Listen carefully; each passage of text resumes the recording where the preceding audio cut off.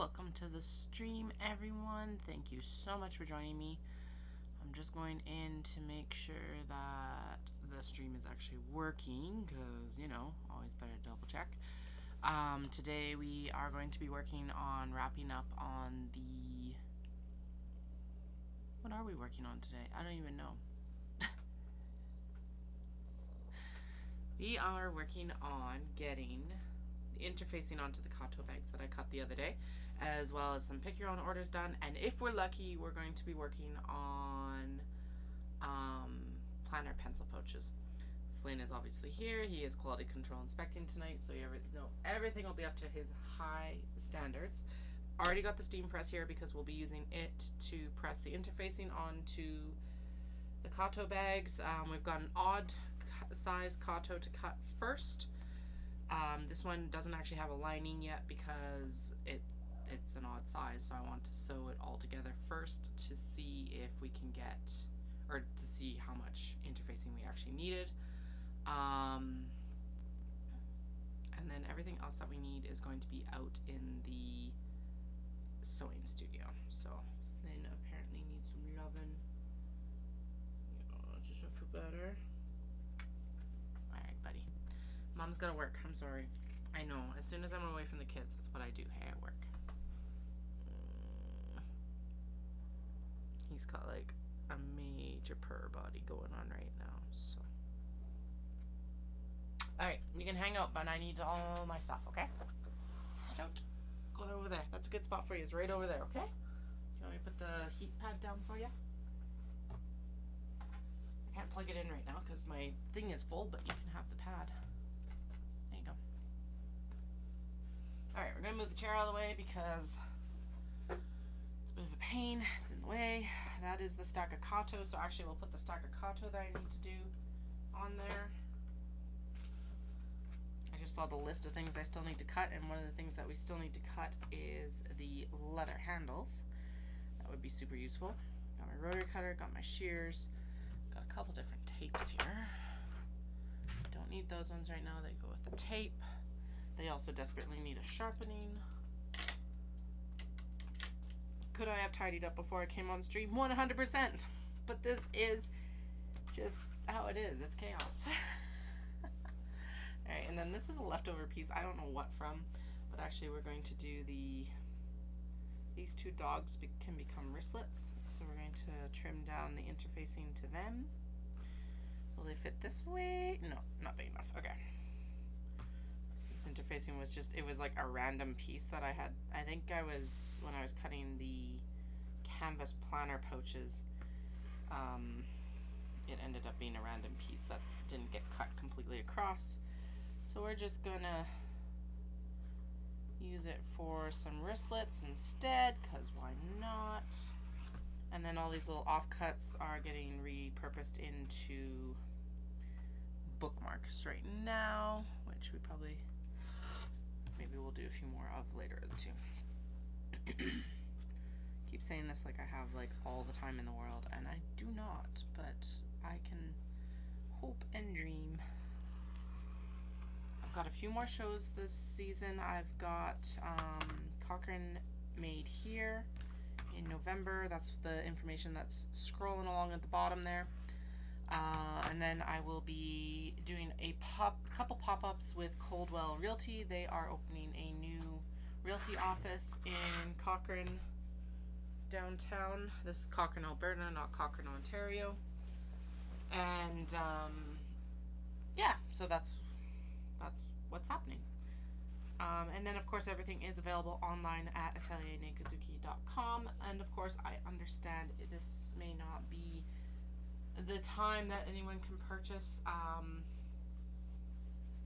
I get it, but if you would subscribe or to the YouTube channel, or come follow me over on Instagram, subscribe to the newsletter, all of that is also, like, if you're liking seeing the content that I'm producing, that is one of the best ways you can actually support me is through all the free options. Actually, I'm trying hard to grow this YouTube channel so that we can start making some monetization off of it here eventually, I hope. So We'll get there one day. All right, I'm gonna trim this down because it is an odd size for this. It's a custom order that I got at Knit City.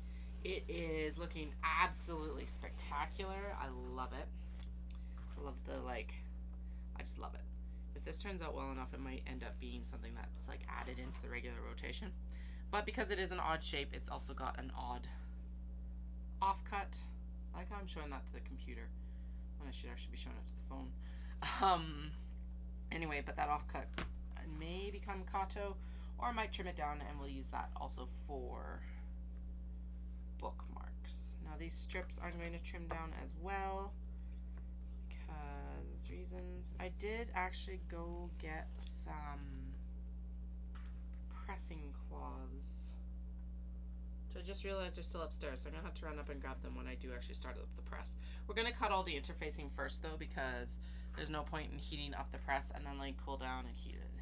No, that's just nonsense. So anyway, I do need to get this done because it needs to ship out tomorrow. So that's like the top priority make tonight. Okay. So these were custom orders from Knit City. However, I do have an option on the website right now called Pick Your Own Orders. And basically what it is you go through and you pick what you want for fabric from like the fabric catalog basically that I have available, that's still available in like a certain set of sizes, all of that. And you get to pick what you would like, and like leather and like hardware colors and basically everything that is easy for us to customize on, like that I would be choosing anyway, you can choose as well. Now if that is daunting and you're like, no, the big thing is I want this specific exterior fabric, then there is a maker's choice as well, and then I go through and I do all that coordinating work, which I get it. I have a hard enough time with it, and I am standing with the fabric being like, like if you were watching the stream the other night, it was like, what color pockets should I be doing with these, all of that. Anyway, that's it. Yeah, if you want to just be like, no, I just want this exterior fabric and I don't have any particular like it's got to be this way, it's just do maker's choice. But yeah, if you want to choose the leather and the canvas color and all of that, that is the best way to do it, is just do a pick your own order. And if you have any questions, you're more than welcome to send me an email or like a DM through Instagram or whatever you would like to do to get in contact with me, because obviously, again, I'm more than happy to like help in that instead of just doing maker's choice as well, even. But the awesome thing about using the Japanese fabrics, which is what I'm using for the exteriors, is that I have a very limited selection of fabrics, so there are very few repeats. Honestly, usually the stores are the places that end up with the most repeats because they can order from the fabric catalog first, so they are able to request like 3 or 4 of a certain bag, but even then it's never really going to be above that number out in the world, because, well, in the case of like Paula with Bad Rabbit over the summer, or Bad Rabbit and Bad Anna's, she basically cleared me out of a lot of fabric, so you're not going to see it unless it's through her. If you were watching me over the summer and you're like, hey, why isn't this on your website, it's very likely that it went to Bad Anna's. If you had your eye on something and it's not available through Pick Your Own or like one of my listings or all of that, just give me a message and I can let you know. I'm very likely ended up at Bad Anna's, or it might just be hiding, who knows. Sometimes I swear those listings hide. I have set it up so that it is one giant listing now, and then you go through, like even for ready-made, so you go into like, I want a large box bag, you go select large box bag, and then you select a variant for the fabric print, which I figure is a little bit easier way for me to be able to list, because now all I have to do to list all, well, I still have to photograph and like edit all the photos and everything, but I don't have to go through and individually list every single one. Now I can just upload photos, all the information remains the same. It should be improving my SEO, I hope, especially as the other older bags sell as well. And yeah, so that's where they're at right now, is they are except for the older stock, because there was no point in retaking all those photos for the older stock and then like excuse me, and then just reposting it again. That didn't make sense to me. So alright, so I'm just working through to grab everything that needs to be interfaced. I overcommitted myself the other day, and that is fine, because honestly I've been wanting to make kato bags out of these for a while. Some of these are older fabrics, some of these are newer fabrics, some of them are old, like OG first trip to Japan fabrics. I'm looking at you, more cats. and then yeah, so it's a lot of fun to be able to work across the range. If you're just joining and you haven't seen the streams before, I go to Japan and I purchase the fabrics there, and then I come back and I make all the bags in my home studio in Cochrane, Alberta, Canada. So, and we're just, like I said, we're just working through here so that we can get the interfacing cut. And then, honestly, we're going to be able to get right into the sewing pretty much after this. So we will be shuffling over into the sewing studio. The really awesome thing is that I've changed where my sewing machine is in the sewing studio. And so the camera can actually sit behind the sewing machine now. And I think it's going to be a really good view. At least I hope so. I don't know if I'm going to set up the... Oh, hello. Oh, right. Your drawstring dropped. It's right there. I'm going to grab it.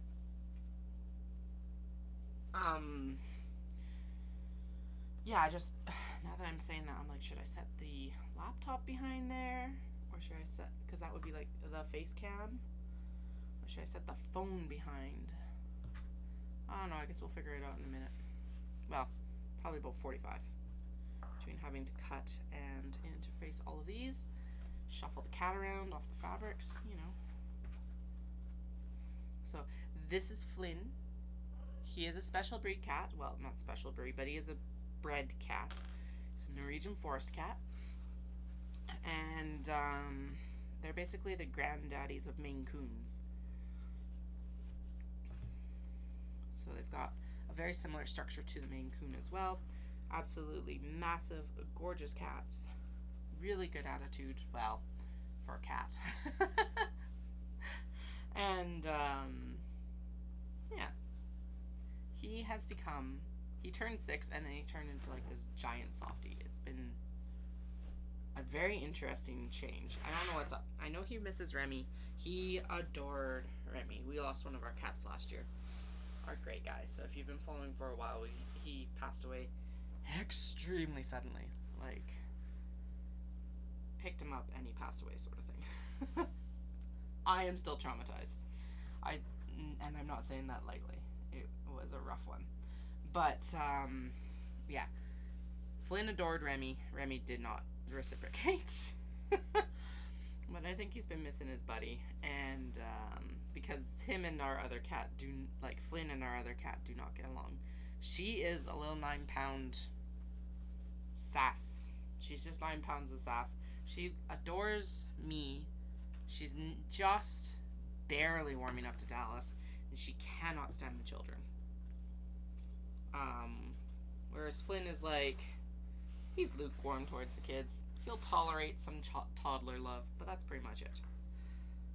Anyway, he has become an extreme cuddle bug in the last, like since the summer. So I hope he's feeling okay. Well, we know he's not feeling quite right. He's been having scabbies and some cat acne, which has been interesting. Earlier in the summer, he consumed part of one of my diabetic medications, and so that sent him to the emergency vet for 3 nights.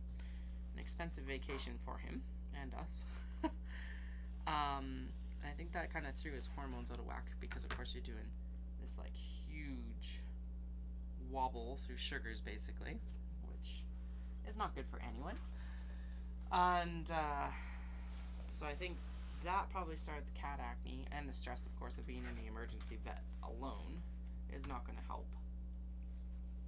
But the vet also thinks he might be allergic to his food, which is wild, because he's been eating this food since he became an adult cat, basically. It's a really good food, but she's thinking he might be allergic to the protein, so we're testing that out. We'll see. He also gave him a dewormer and stuff like that, which, like, he might have gotten into something in the garage we don't know about. I don't know, but he's not having a good day, or like a lot of fun with it. Just realized I should scroll down to make sure I see the chat. If you do have any questions, feel free to throw them in the chat. That's what we're here for. If you just want to listen to the stream of consciousness, that is what I'm here for. We'll see where it takes us tonight. I don't know. Take us somewhere interesting, probably. It usually does. Even I don't know where it's gonna go, because these are unscripted. Right. It's gonna go here.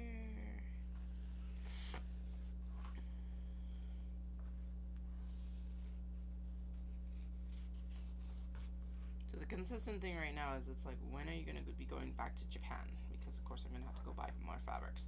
I am just incorporating the fabrics that I purchased in May. Like, I'm just getting the chance to actually wash them right now, kind of. Cochrane is under a water advisory right now, so we're trying not to use too much water. They've got the leak fixed, but of course our reservoirs still need to replenish. So that's been fun this week with two littles. It hasn't been too bad. We were under a state of local emergency for 2.5 days, I think. Tuesday, Wednesday, and then I think by the afternoon of Thursday they had gotten to the point where it was at least like we were down to basically like, don't outdoor water, which I don't know who's outdoor watering with the freeze going on right now anyway, but you know, someone must have been. Anyway, so I am just getting those incorporated. So I am gonna say I went through probably 75 to 80% of the fabric that I purchased in November, which means that was a year ago now. And then of course I brought back more in May because I had the luggage room available for it, which is awesome. And so thinking of that, I probably can make at least one more, probably 1.5 to 2 more show pushes out of that, depending on how busy it is, of course, because if it's busy, if it maintains, I'll be able to go back in 25. If it gets busier, we'll be going back earlier. Anyway, the debate right now is, I was thinking about, I'm like, well, because we've been discussing going back in January of 25. But WestJet right now only offers, so they only offer direct flights to Tokyo, only. They offer direct flights to Tokyo, it's awesome.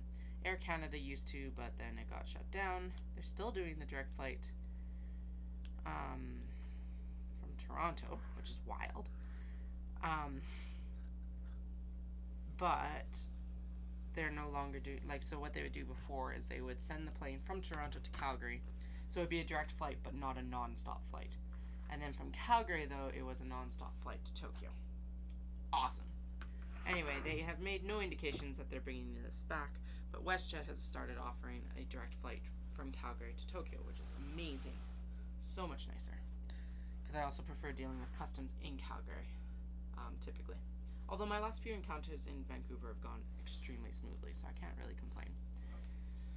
But if you go, they stop, so WestJet stops their direct service in October. Their last direct flight was actually Friday? It probably was Friday or Sunday. Friday, it's the 27th.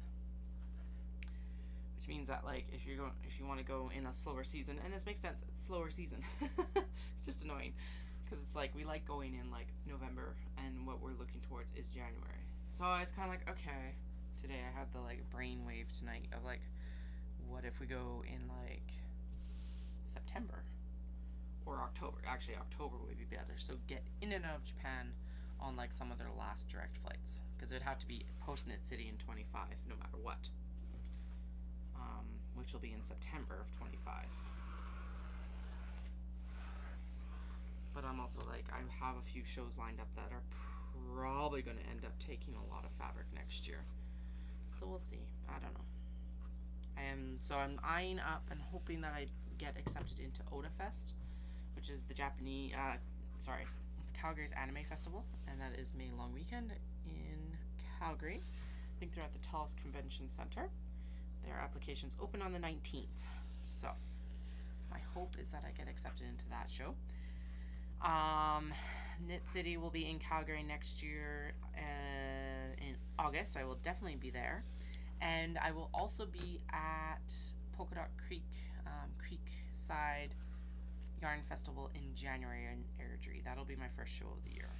So that's actually going to be just a couple weeks after we run the Dopey Challenge. A week after the Dopey Challenge. We're going to come home and I'm going to go basically straight into show mode. Which is okay. Everything will be fine. That's why I overcommitted on this is the story I'm telling myself. That's why I've overcommitted to Kato bags right now, is I need to get all the stock ready for that show now. Because I can't be staying up till 3 a.m. prior to running the Dopey Challenge. Alright. Those cuts. That fan one is another pick your own order. We got 1, 2, 3, 4, 5, 6, 7. Oh, of course, there's an oddball. We should cut another one.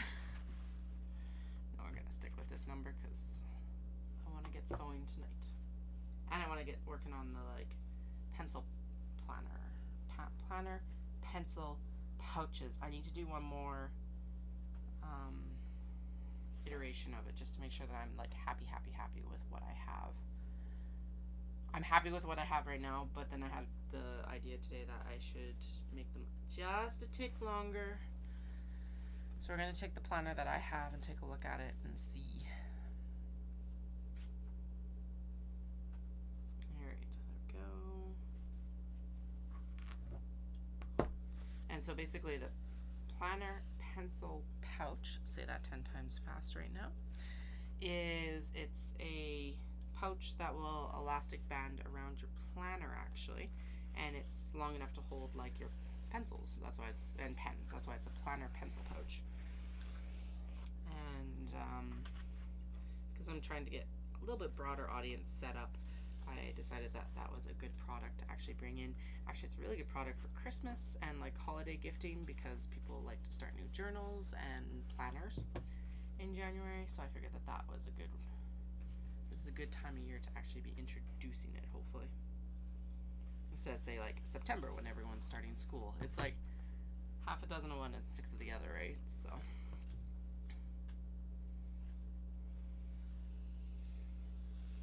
now, if you are also looking for ways to support, but you can't afford to support right now, signing up for the newsletter is also a good way to find out about sales.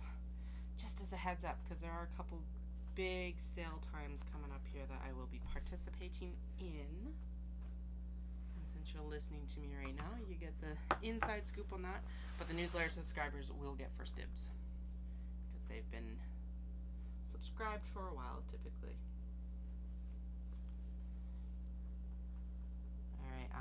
Some of these fabrics, guys, like I said, some of them are OG fabrics that I've had in my stash for a while. This is not one of them. It's been in the stash for a while, but not as long as more cats. I do love the fact, so what ends up happening a lot of the time is that I'll end up cutting a bunch of bags. I'll get one finished for a show, basically, but I won't typically make the double, the back cut of it, basically, because I work salvage to salvage.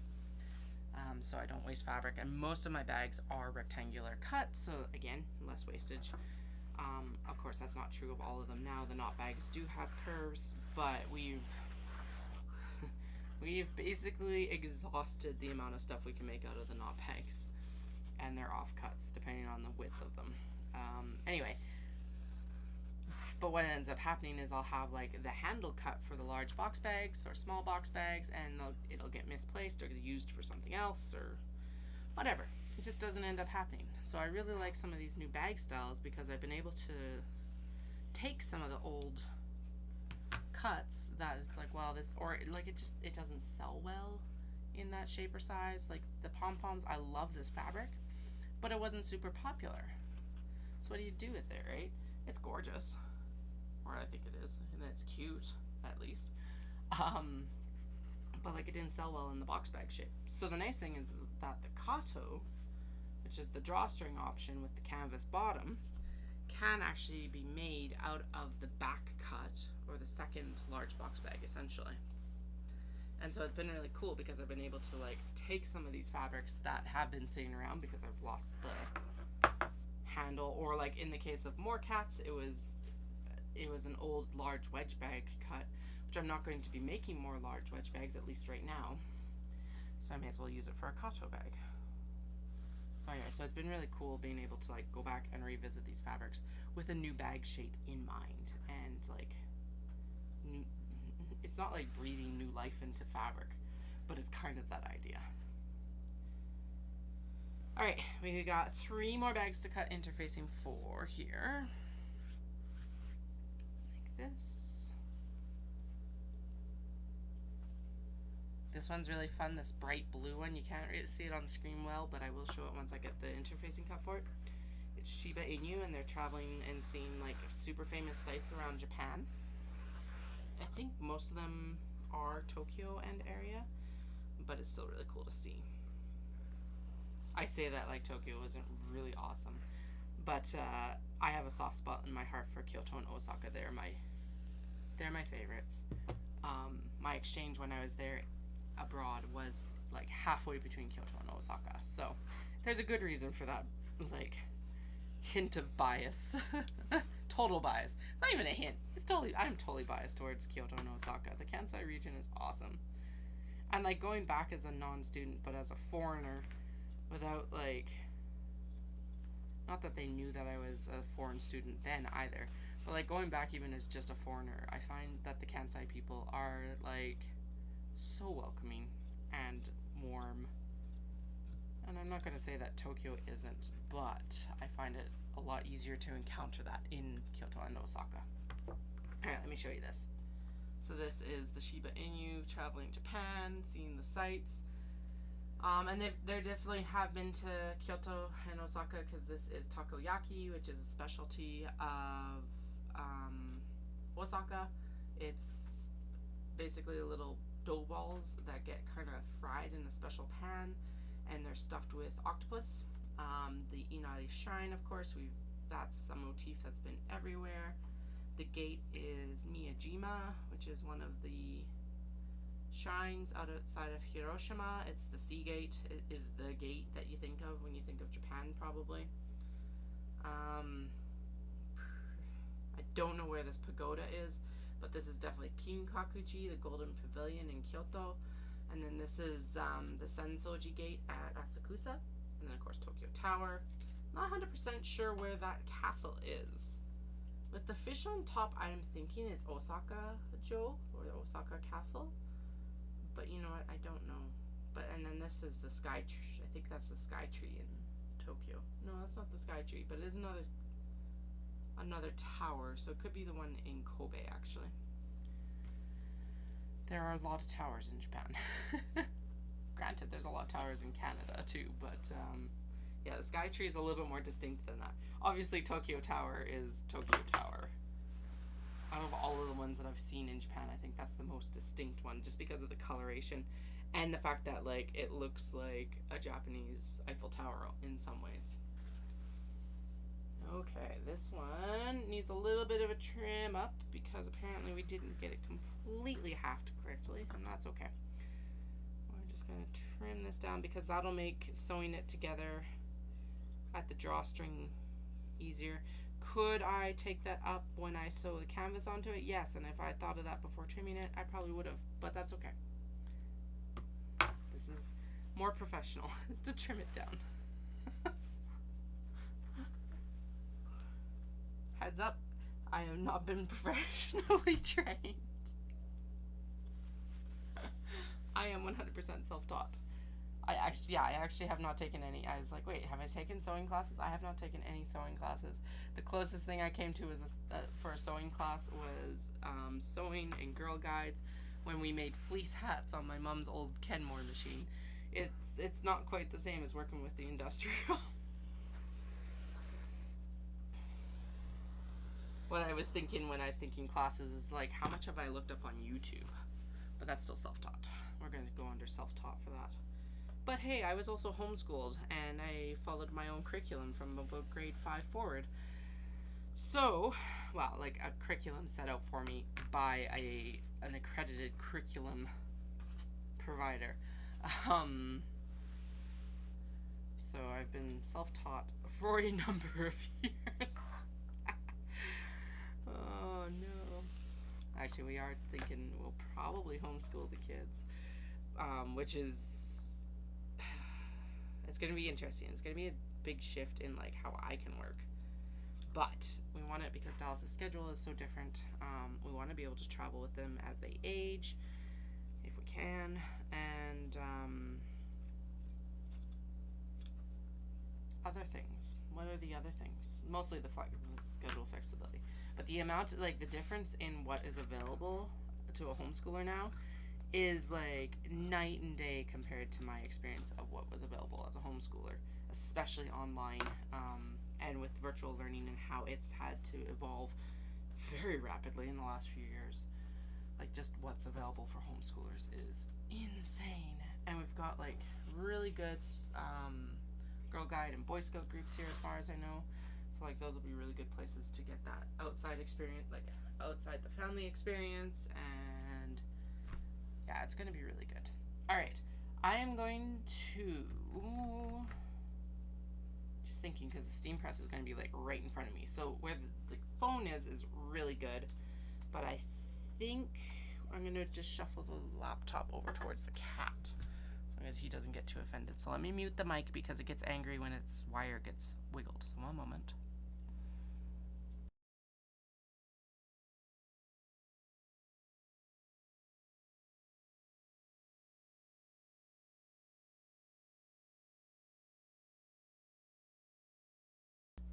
Alright, that should be better. At least it's like I can still kind of look at the camera, and it's not gonna pick up, excuse me, it's not gonna pick up all the hissing of the steam press, hopefully. Alright. So this is my steam press. I actually did buy it secondhand off of Facebook Marketplace, mostly because I didn't know if it would work in the way that I needed it to. It's been amazing. Now that I know that, when and if and when this one bites the bullet, I'll get a more professional one. It's like, it is how I like to test out, like, well, okay, it's not like I went and I actually tested out, here, let me just plug in, 1 second.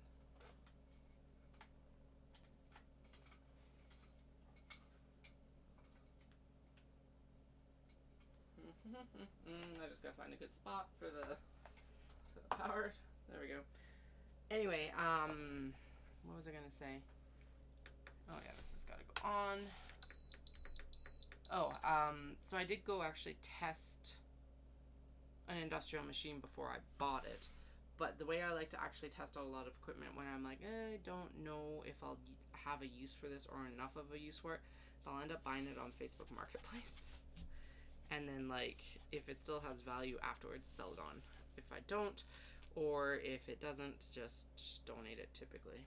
So this has got to warm up. I got to fill the reservoir for it, and I do need to go get a pressing cloth, because that interfacing is cut down around the edges, but it's not cut down around enough that it's not going to stick to the top plate of this press and totally muck it up. So I'm going to fill it, then I'm going to run up and grab my pressing sheets, and I'll be right back while this warms up. Because realistically, I can't really do anything right now until it's hot anyway. The cat will remain sleeping on the fabric, I'm nearly positive. Oops. A little bit of water on the table. Oh. Alright, pop that back in. This one did actually call for distilled water, so that's what I'm using in it. It's a Singer. I don't know much more than that. The woman that I purchased it from said that she bought it during the beginning of the pandemic to make masks, which actually is really smart, because then you would have, like the pleated masks, it would have worked really well for that. Yeah, it's a Singer. It's working really well. It was far cheaper than anything I could purchase online right now, or through like a retailer in Vancouver. Probably Calgary too. Alright, let me go grab my pressing sheets and I will be back.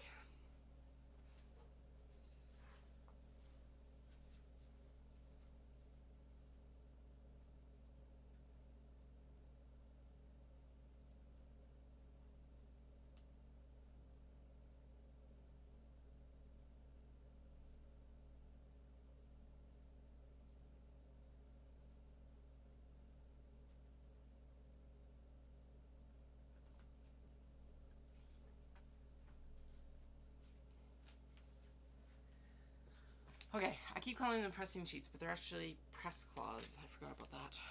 I remembered it as I got upstairs. I'm like, oh right, that's press sheets is not what I would. No, stay away from it. It's hot, hot, hot, hot, buddy. We don't need a burnt kitty cat. You've already had enough vet problems this year.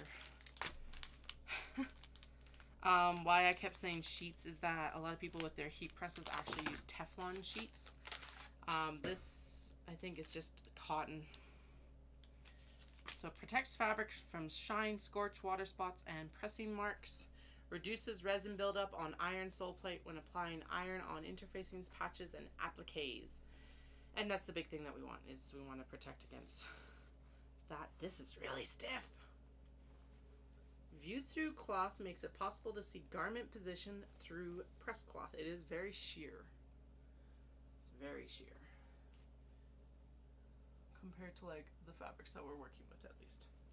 All right, so are you cotton? Yeah, 100% cotton. So we're gonna actually press this first because it's like really, yeah.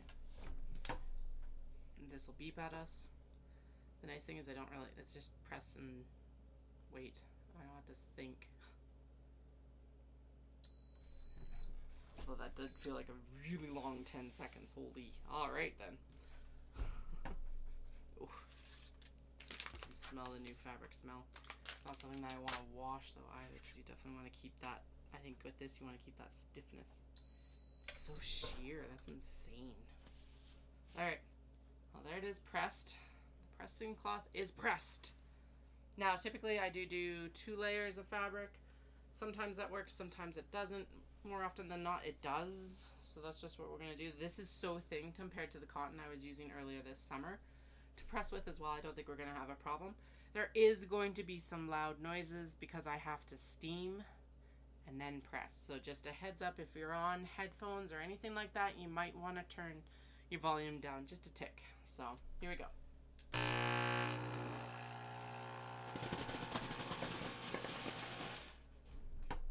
There, and then that's the loudest that's going to be besides the beep when it actually tells me it's done. Like that. Alright, so there's the one part of it fused, and it did not fuse very well at all. Okay, so we're just going to do 1 layer at a time tonight. Who knows? Could be a little bit thicker fabric. Oh man, I do not like to slag local businesses, but I was looking for fabric because I want to make some special outfits for the kids for going to Disney. So I'm looking for Disney fabric, like a Mickey Mouse or Minnie Mouse or character fabric. It doesn't matter. And like quilt cotton makes good garments, especially for kids. So I went to our local quilt shop and asked if they had Disney fabrics, and the snootiness of it was insane. It was just like, well, I don't carry them because they're too expensive for our high quality quilters. I'm like, well, that's valid, but at the same time, it's like, or it's too expensive for such a low quality fabric. I'm like, well, I don't really need a high quality fabric because they're going to grow out of whatever I make them in like 6 to 9 months, well before they ever wear it out. So, but it was just the attitude about it. And then I remember that it's like, yeah, at the beginning of when I was sewing and stuff like that, I had people come up to me at craft sales and be like, oh, North American fabric is just so bad. And like, I get it now, working with Japanese fabrics, but why would you tell a maker that? Like, especially a baby maker, it's just, it's such a weird gatekeeping thing, I guess. It's like, we can't all afford to start out with like Liberty fabrics from London, unfortunately. I wish we all could.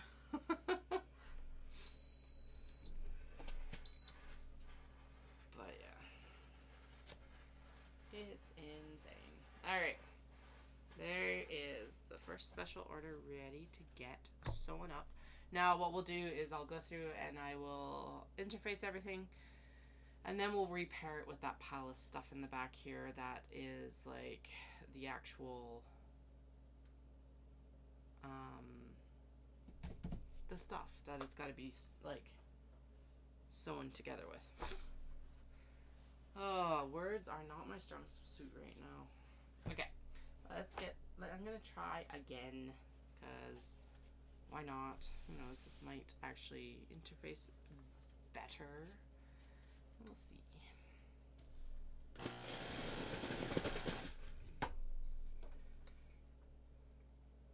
Alright, Flynn's making sure that everything is still up to his very high quality control standards. And actually, I'm going to grab my chair while this cools, because there's no point in me standing for this whole process. Let's have a seat. Because why not? If you are having a beverage right now, I would love to hear what you're having. Even if you're watching this later on, let me know in the comments section.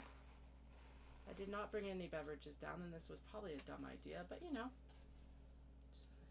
this was a dumb idea. I'll remedy it in a little bit. Alright, that one feels like it adhered very well, so sweet. So we will double these up. Could just be that that one fabric was like, nope, not tonight, lady. Okay.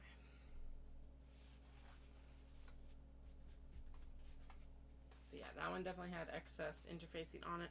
We're actually going to go wild and try 4 layers, because I don't want to be here all night.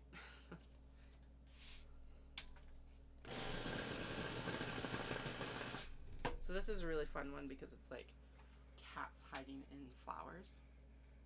So it's sneaky floral cats. It's like, it looks like a floral fabric, but it's actually full of cats, which I love. Those sneaky, the fabrics that are sneaky about their cats bring me so much joy. Like, I love cat fabrics, but the ones that are sneaky about it are my particular favorites. And then I'll say something like that as soon as I'm sewing stuff. Am I biased in the moment? Yeah. Am I allowed to be biased in the moment? 100%. This one's my favorite. No, this one's my favorite. No, this one. And sometimes they don't get to be my favorite until I start making with them.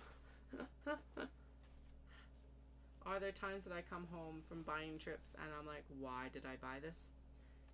Yeah, actually, there was a couple fabrics from May where I was like, why? But oh well. Who knows? They might be like some of the most popular fabrics that I have for years too. So, because I can't go and buy just to my taste. That is something that actually was really cool. I was sorry, and what reminded me of that is I was thinking about, like, I can't just buy for my tastes, which is fine. But I was actually going through some of my old Etsy favorites from people that I was purchasing Japanese fabrics from Japan. And some of these shops aren't even in, like, they're not even available anymore. Or like, yeah, there's that. Most of them aren't even available anymore. I think three out of the 5 or 6 that I would purchase from regularly are gone.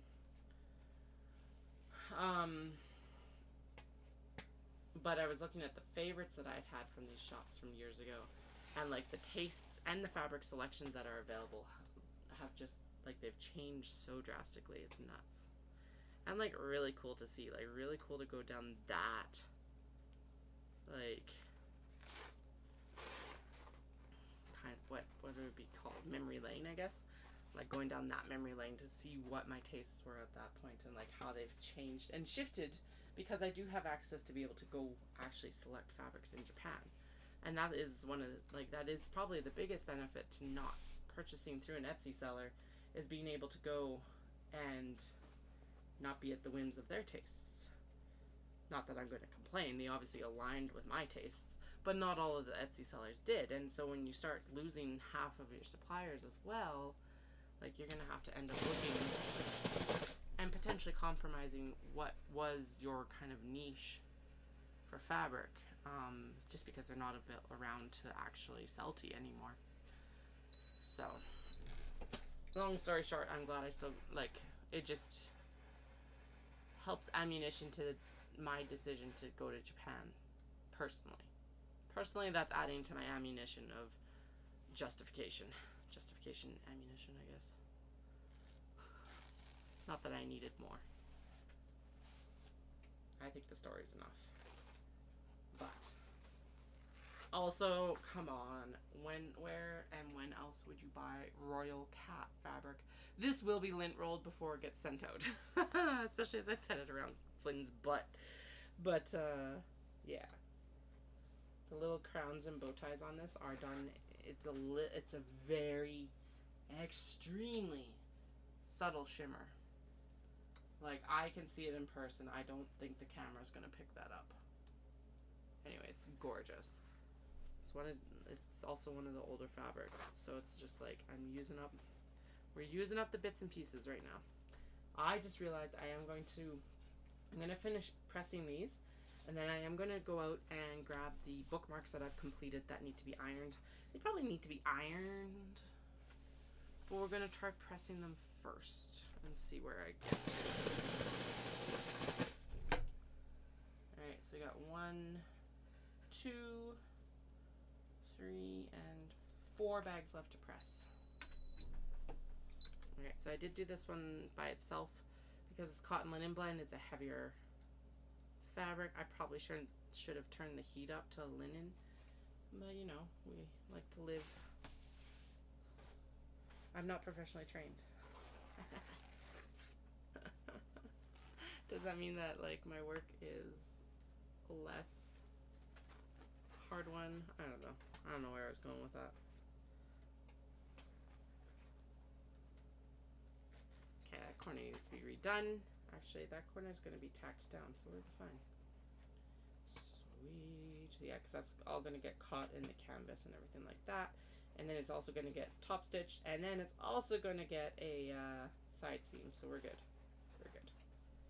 See, this press is working really good tonight. There's some nights where I don't know, maybe I hit bad glue in the roll of interfacing. Like, that's possible too, but yeah, I don't know, this is wild. I usually do have more defective presses at this point, so I'll take it. Knock on wood, knock on wood. It stays consistent.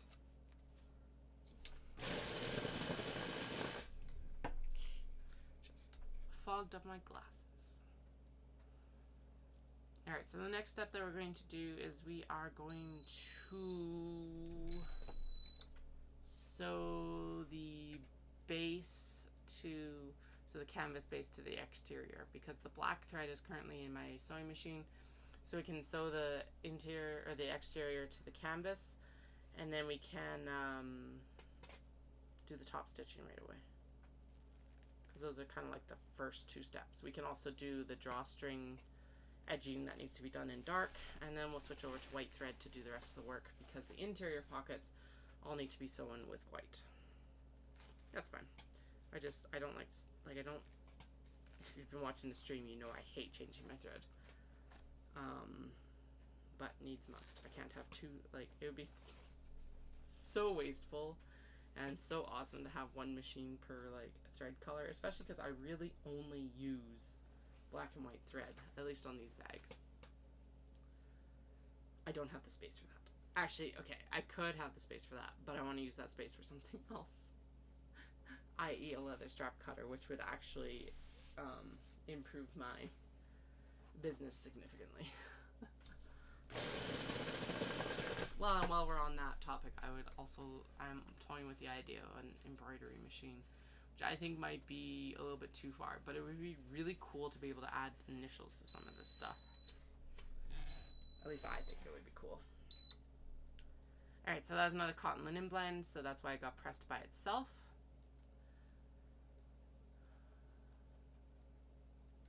Actually, while this one's cooling, because it's going to hold heat for a little bit longer, I'm going to go grab the bookmarks. I'll be right back with those, and we'll see if we can get them if they press well in the steam press.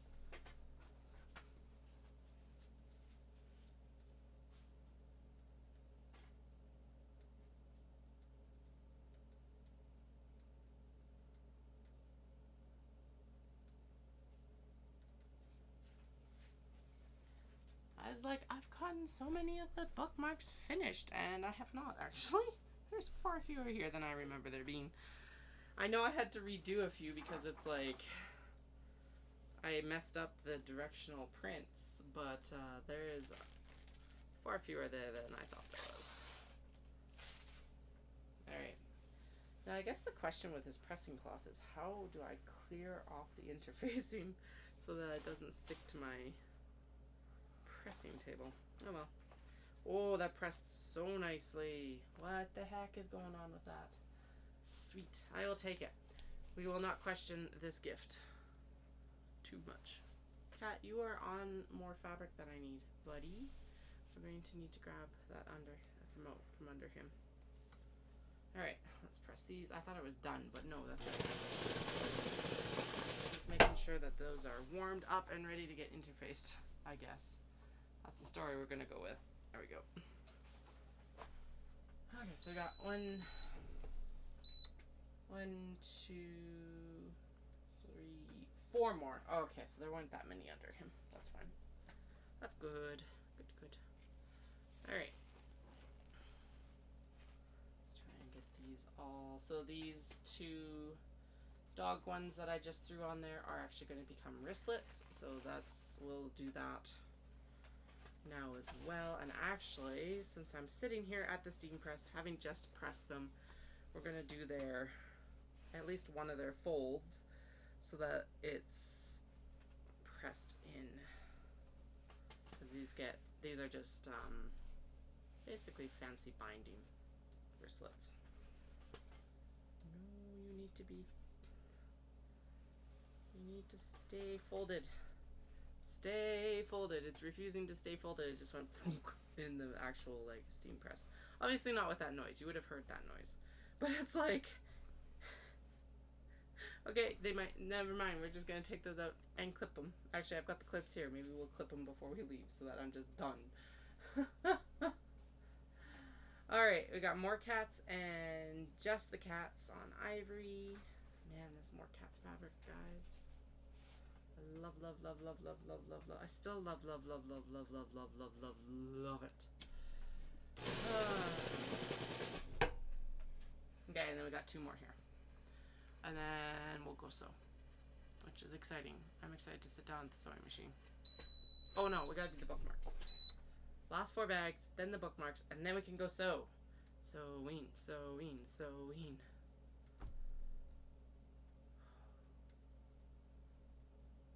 I'm tired.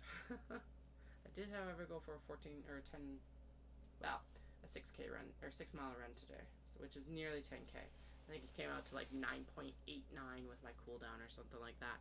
So if you add in warm up, I went 10K today. But typically they don't make me this tired. I am exhausted right now, and I don't quite know why. That's not good. Oh well. We'll keep working until my brain doesn't work anymore. That's fine. That's how this goes. Just work.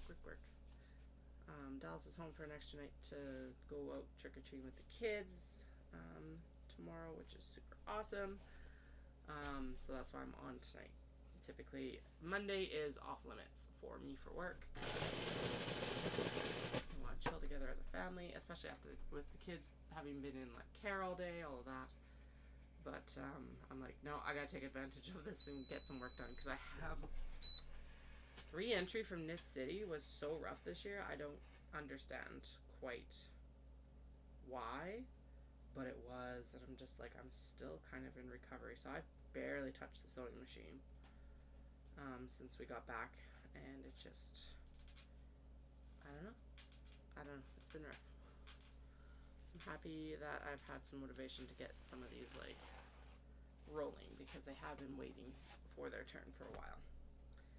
Alright, so these ones I did cheat, and I did not actually fuse their interfacing. Oh, that one needs to be redone because the corner's loose. At least I caught that before I pressed and started top stitching. We'll press this one's corners out a bit better because otherwise, oh, and that one got skipped.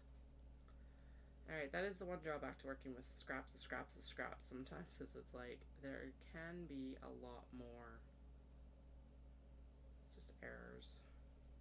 These ones are bad because it's like a few of them I've had to redo, and so they had already had all their seams trimmed down, but when I turn them out, they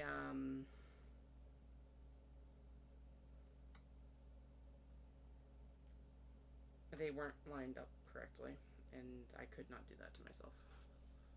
So like the back was like crooked or the wrong direction versus the front and stuff like that. So I went through and I seam ripped and I redid them because otherwise it was going to drive me nuts, and I'm sure someone else was going to notice too. Probably not, but I would have noticed, and I just could not do that to anyone, especially myself. Okay. Anyway, we're just about there. So basically all I'm doing right now is I'm folding under the edges for the closing, because you have to close all these up. Now I have to decide what color I want to top stitch the Halloween ones. I think the Halloween ones should be black, just because they're Halloween. Now obviously I can tweak these once I get them to the machine and stuff like that, but I want to get the majority in, because once you press it, you're kind of committed. It's like, once you press, there's not really much going back. Okay, there we go. Ready? Last steam of this session. Nice facial steaming as well. Thinking. There we go. Oh, and that worked actually pretty good. Sweet. Okay, so I'm going to turn this off so it cools down. We are going to leave those there to cool because it is hot, hot, hot right now.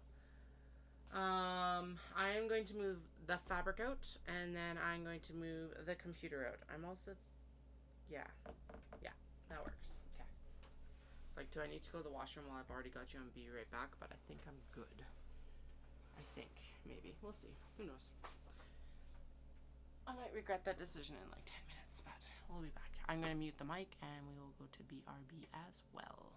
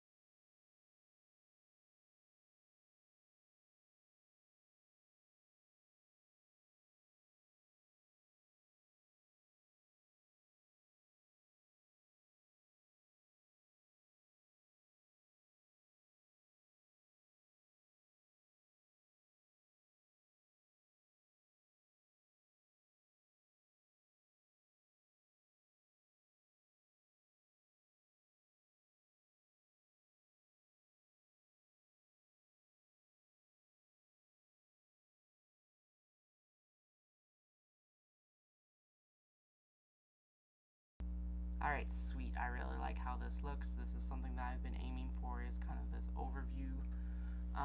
Obviously this light is a little bit in the way, but it's also extremely necessary to my work. I wonder if I can kind of bend it back here. Oh yeah, there we go. Now it's because I kind of have to have some light on my actual like needle and stuff like that. There, that looks like it works on the camera. It works for me too. Snips. Okay, and I just realized I'm going to need to check some stuff in a little bit actually, just to see what. Oh yeah, we still need to cut the webbing for the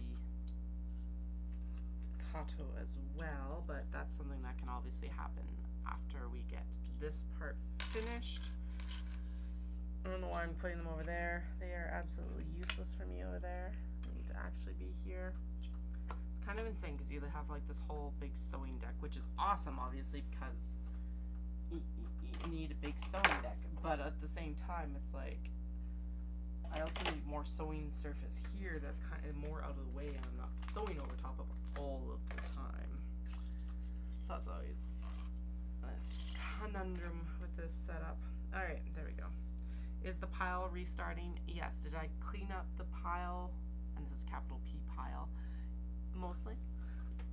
Because I was actually moving the sewing machine over here. So obviously I am in a different location. I am actually back where my husband's desk used to be. Before I was actually over there. Now that I'm looking at it, I do need to move. Well, most of the time my steam press is up there, so you wouldn't be able to see it anyway. But I do need to move a few things around, so that's a little bit more, or I guess less industrial in some ways.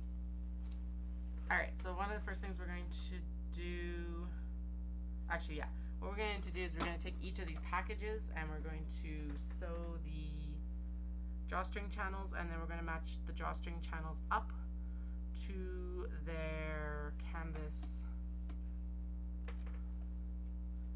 and exterior. Oh, this is not actually on. And we're going to stitch them together. I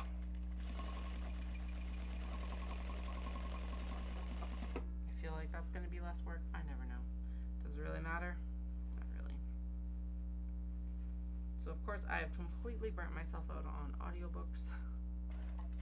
I tried to listen to an audiobook the other day. It wasn't happening.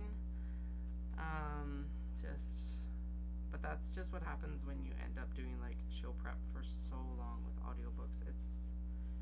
It can be intense.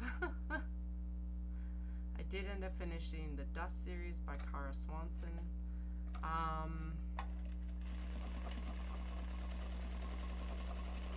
It was a recommendation from a viewer, which I very much appreciate. And it wasn't terrible, but I do feel in some ways like it could have been wrapped up in one book instead of being a duology. I think that would be my biggest quibble with that series. What do we call duologies? Because it's like it's two books, so it's more than one. Typically when it's more than one, it's a series, but it's like it's only two books. So what does it count as? I'm gonna say series. Anyway, that would be I think my personal biggest quibble with that series is the fact that it probably didn't need to be a series. Probably could have been one book.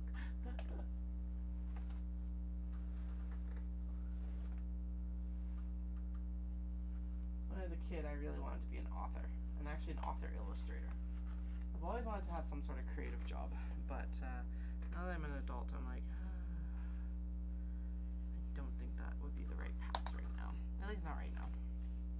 Maybe later. There's no reason I can't write a book later. Okay. Alright, so we're going to do one way, and we're going to do one the other way, because these cats kind of go up, down, in two different directions. So we're going to do one with the up ones one way, and then one with the up ones the upside down. Just to make it complicated. Okay, I gotta turn this down because I was top stitching in.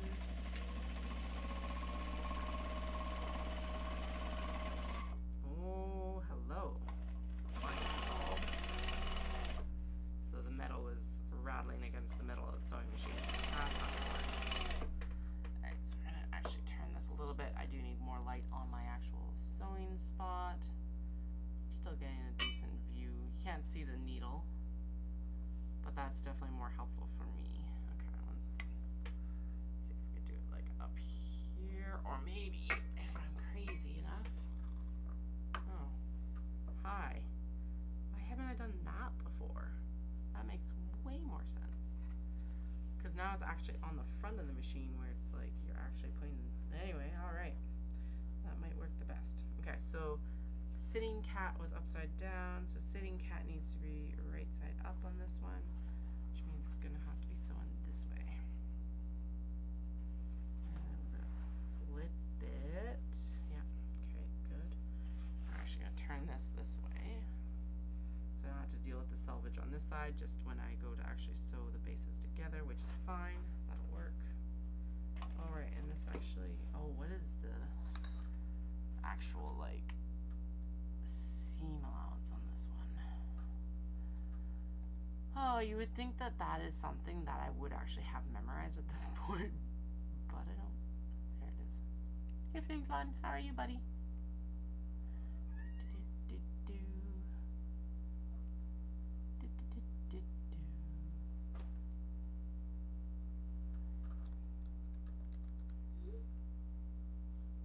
Sorry, Dallas has messaged me about something. Yeah, okay, this is supposed to be a larger seam allowance than I just used. That's okay.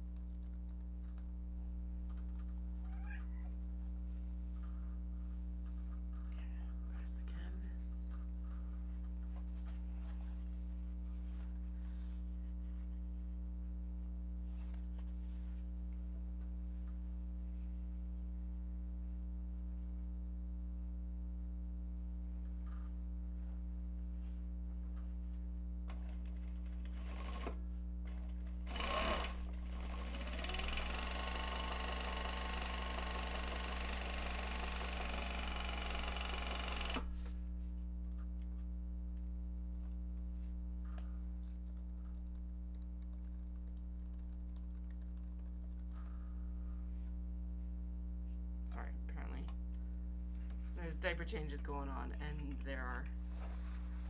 we had a birthday cake last night with a bunch of blue icing on it, and sounds like it might have made its way through. Just the double checking on the health rates, so you know, all good.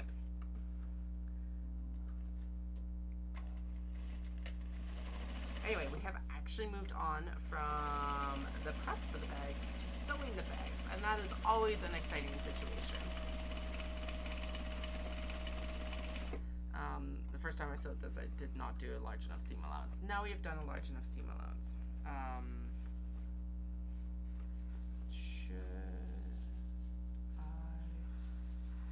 And of course, one of the cats is eating the plastic. Crunch, crunch, crunch. Probably Dahlia. Okay, I was just debating whether I should also top stitch it right now, but we'll just go through and we will actually top stitch it when we top stitch everything else. So what I'm going to do is I'm just going to pair up the drawstring bags with, or the drawstring channels that have already been stitched now, into the actual, like, with everything that needs to go into the bag, like that. All done. And it's going to go back here because that's where it's going to live, and then this is going to get clipped together and it is going to chill on the laptop. Sweet. Alright.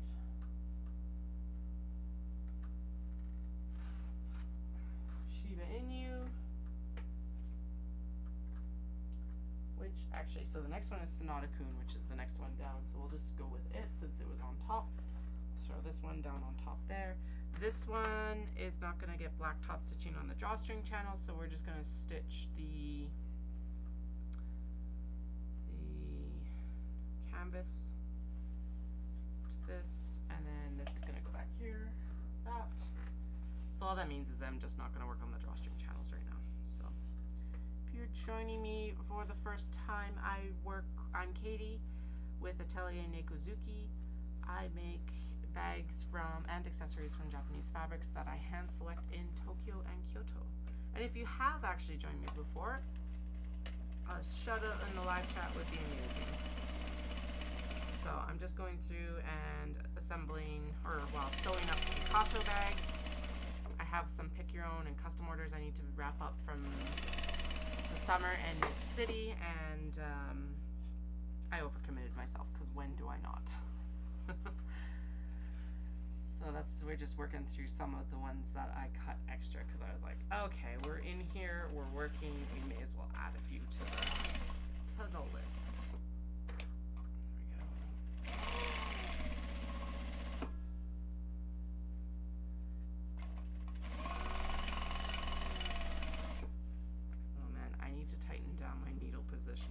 So bad. It's like it is not having a good time over there. Alright, so in this situation we can actually chain piece these. We'll just continue through with as many of the exterior canvases as we can, and then we'll do the top stitching on the drawstring channels at the end, I think. Maybe, I don't know. Probably not, because we'll see. We'll see. This process changes a little bit every single time. And it also changes depending on how many I'm trying to produce. So right now we're not too high, like I think before Knit City. So I made like 33 for Bad Anna's and Bad Rabbit, and then I think I had something like I had over 40 for the booth itself in Knit City Vancouver, which is, yeah, it's like insane how many I actually got done over the summer, because last year I think I only got done 20, so I basically doubled the amount that I was able to take this year. And given that they are one of the most popular styles, that is a very good thing. I was very happy that I was able to have that many choices for everyone who came through. So alright,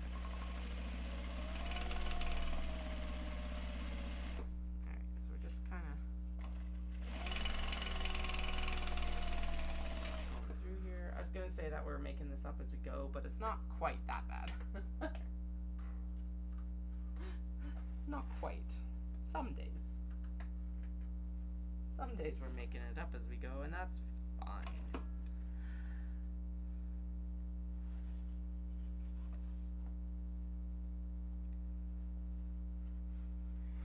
Oh my goodness. Actually, yeah, I should grab the one that I need to finish and make sure that I finish it tonight, since I need to ship it tomorrow.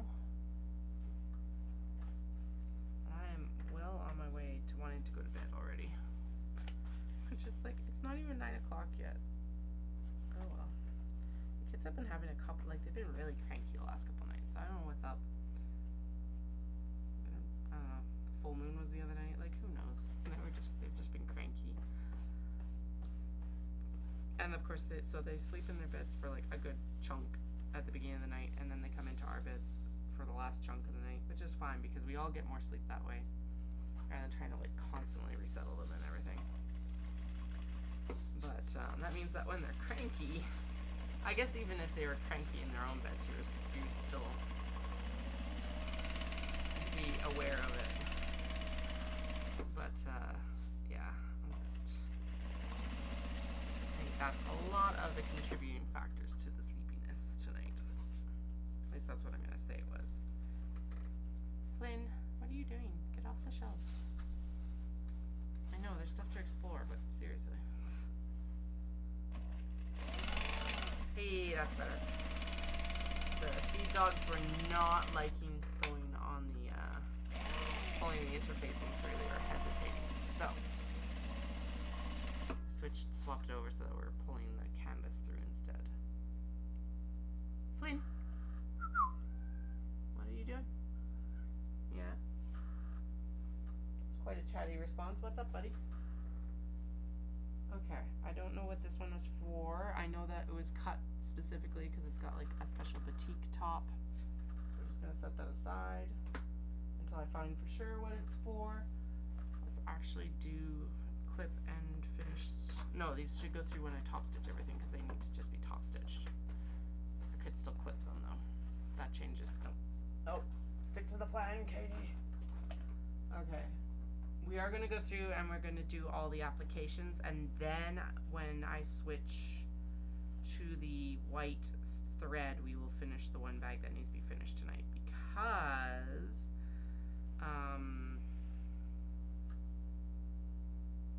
okay, that one does need to be black top stitched.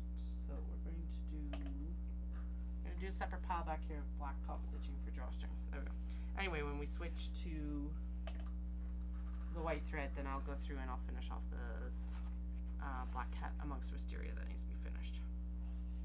Alrighty, here we go.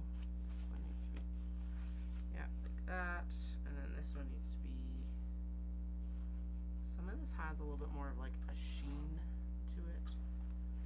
So it's just like matching up that sheen so both pieces look the same, at least on the same bag. Like, it doesn't really have a right and wrong side, but it really does have a right and wrong side. Alright, we were finding that the interfacing was not playing nicely with the feed dogs, so let's do this. Nope, not quite. It's not lined up as nice. Okay, that's better.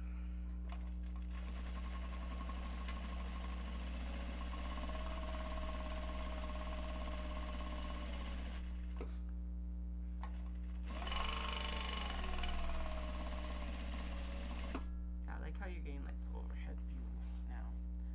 It was one of the things that convinced me that I should move this around again. I was actually going to put it against, so I've got a nice big window over here. You might be able to see the blinds. But the problem is that I had my sewing machine against the window last year, and the cats got up on the table, and I didn't notice that like they had tangled the thread all around the frickin' hand shaft. So I had to go in and actually repair that this summer by taking everything apart and going in and like digging thread out from around the drive shaft of the frickin' sewing machine. So that was fun. So I debated about putting it in front of the window, and then I went, I don't want to have to clean it out. So maybe later. I'll have to keep taking my sewing machine apart to like repair it that way. Alright, this one does not have as much of a sheen, although this side does look like it's a little bit less.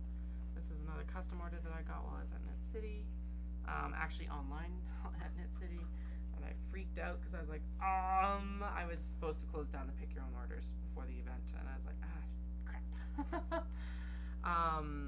Thankfully, I still had this fabric when I got home, so we lucked out. But I definitely shut everything down as soon as I got reminded that they were still live. Because part of the thing is that I'd gone through and I'd actually like made a lot of the bags out of the fabrics that was in the listing. So I actually had to update the listing to reflect what was still in stock or not in stock before I could put it back to pick your own. So should be more or less complete at this point. I know I put the pick your own orders back up, and I did double check the fabrics that were available.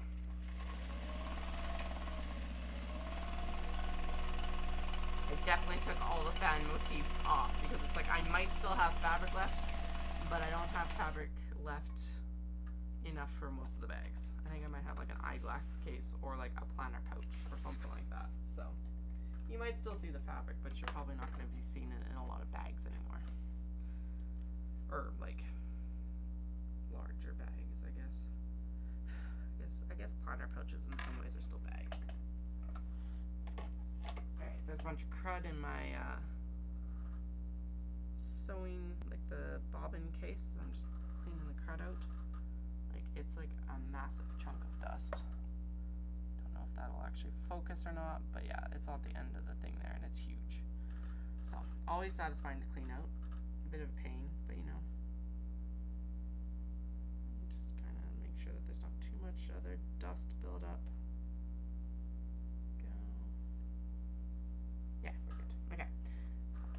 If you're interested or you're any kind of like sewist or anything like that, this is actually a double-ended, so it's a stiletto and a ripper, in this case, and it's hand turned and made by a gentleman in Calgary called Dan Ware. And it's a tiger wood. It's definitely not showing the gorgeous wood up very well in there, but he does amazing work. I've got a drop spindle from Drop Supported. Hi, what's up? Why are you so clingy right now, buddy? Anyway, I like it because, as they pointed out, you can set it down on the table. It's not going to roll off or roll anywhere because it's got the square ends. And I've been looking for one for a while. I didn't even think of him as a vendor for them until I was actually at the Stampede breakfast with Ancient Arts Yarns. And I was like, wait, you might have this thing. And lo and behold, they had this thing. It was amazing. I love being able to support local. And honestly, it's nice because this shipping would be like, it would be intense because it's not small and you'd want it packed correctly as well. So anyway, I like my tools, and it had been something I've been looking for a while. Did not buy much that day, but I did buy that. I was too busy to buy much that day. It was hard to get out of the booth actually, so which is awesome, but detrimental when you want to actually go spend money. Okay, got the puppers here. Probably should have thrown the drawstring channels under the iron, but I think they'll work. Okay, so what we're doing. So what we did over the summer is we did up these packages of these basically. And so what I'm doing is this is a package. So it's like the canvas that was there, the exterior. When I'm done working with it right now, we'll clip back to this. And it just kept everything flowing a little bit better over the summer, because when I was producing them last year, one of the problems I kept running into is like I would do very specific colors and cuts for each bag. So like it'd be white, and then it would have like a different color pocket, and then some of them didn't have drawstrings made out of the exterior fabric. They had drawstrings made out of interior pocket fabric, whatever. It was a disaster. And so this summer I was like, I gotta find a better way to be efficient with these, like, with this package of things, and so this is what I came up with, and so far so good. I'm pleased with it. Some fluff.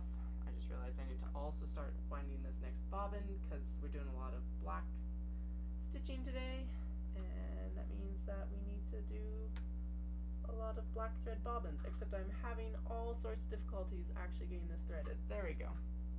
They're like massive holes to get through for the bobbin. Alright. Pop that in. It's like, hey, do you want to come on and watch me live stream having difficulties getting my bobbin to threaded? Because this is it. High entertainment. At least I hope it's entertaining. Alright, this is super cute fabric. It's like, I call them sketchy dogs because they look like someone's like sketched them in their notebook or like a sketchbook or something like that. And it's on like a really nice blue background, which is it's like dogs crowded in on this blue background, but it is spectacular. I had a cat fabric like this too. It was gorgeous. Loved it.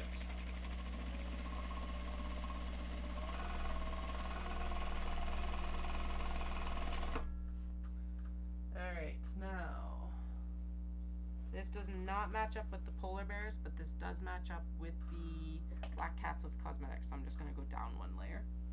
That's going to be dark top stitched.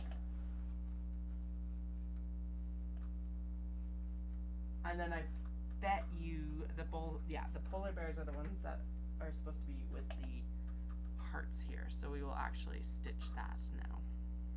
Why I call it hearts is because the batik has little like pink and yellow hearts and stuff on it. So, alrighty, here we go. Here we go. Clip here, and then that's going to be a white top stitch, obviously. It's extremely light fabric, and this is going to get stitched. Super cute as well. It's like giant raindrops and little tiny polar bears holding umbrellas, and it's on this like really nice. It's all like pastel, pinks, grays, blues. There's a little bit darker pink on here, but the rest of them, yeah, it's just like really nice and soft. It's a gorgeous colorway. Awesome fabric. Right.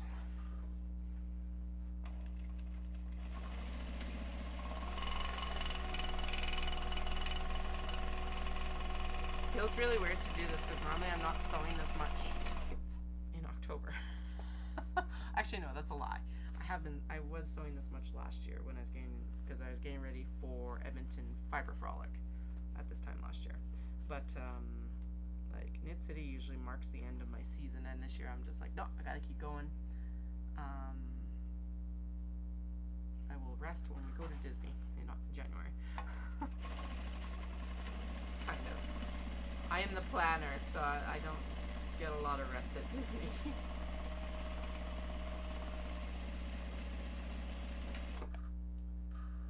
It's fine. That's not a complaint. It's the reality. But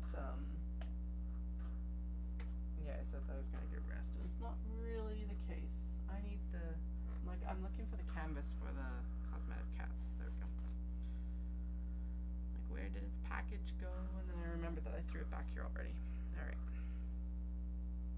So I figured out so typically I would call this satined aqua before, because it's basically, I'm pretty sure it's like an unbleached linen. It's a cotton linen blend, but I'm pretty sure they've not bleached at least the linen. They may not have bleached the cotton either. I don't know. Anyway, it adds a more sepia tone to the background of the fabric, I find. And in the past, I'd always call it satined, and then I name all my fabrics in the fabric catalog because that's just easier in general than referring to JPEG 659567 or whatever it's named. So I'll name them in the fabric catalog just for easy reference. And this sort of thing where it's like the less, like more unbleached natural fabric, cottons and linens, I would call satined. And then I was naming them in the summer, and I'm like, that just sounds very melancholy. And I was like, it's dusty, because like of course you have dusty rose or dusty peach or like whatever, and that's exactly what this tone is. So from now on, it's like black cats and cosmetics on dusty aqua. I was just like, oh, crying out loud.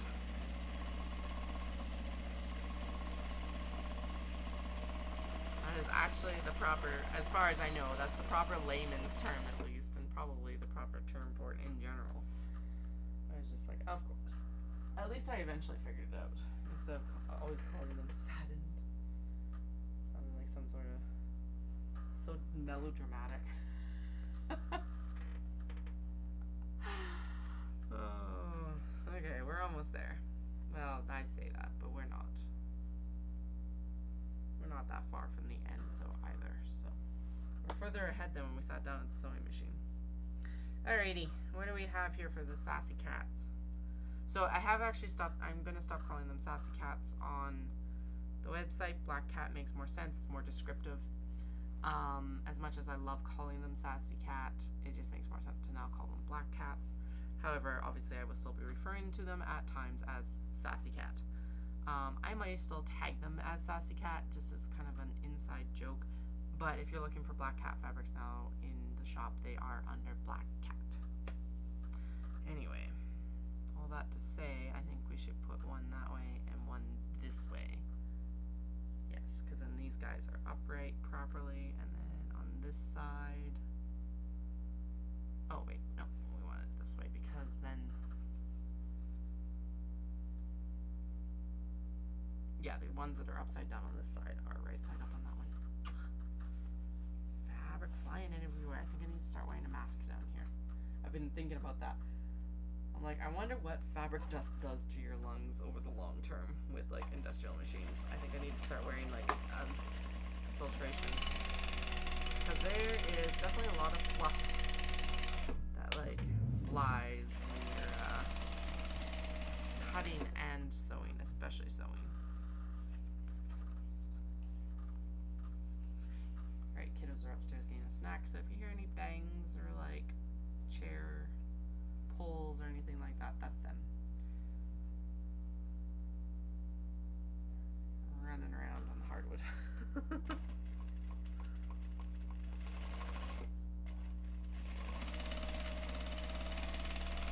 Oh yeah, it's so much better with the canvas on the bottom versus interfacing on the bottom. Oh. Alright, it did it, but yeah, it's not as happy with that one. I'm not as happy with that one either. Okay, we got Royal Cat. So what do we have left? We've got Royal Cat, 1. Got Alpaca, 2. We got Shiba Inu, 3. Got Sepia Trains, 4. We got Sneaky Cat, 5. And then we got the Special Order, 6. Sweet. So we only got 6 more bags to go. So that'll be 6 more bags to put the canvas on, and then we'll pull everything, trim it, and then we'll do the black drawstring channels, the top stitching on that stuff, the canvas, no. Oh my goodness. And then we'll go in and do the white, all the white stuff. Which means that we will also finish that Black Cat Amongst Wisteria bag tonight, since I said that it would be out tomorrow. Because, you know, nothing like giving myself an arbitrary deadline. Although realistically, I gave myself all the arbitrary deadlines at Knit City, so. Present Katie does not thank past Katie for that one.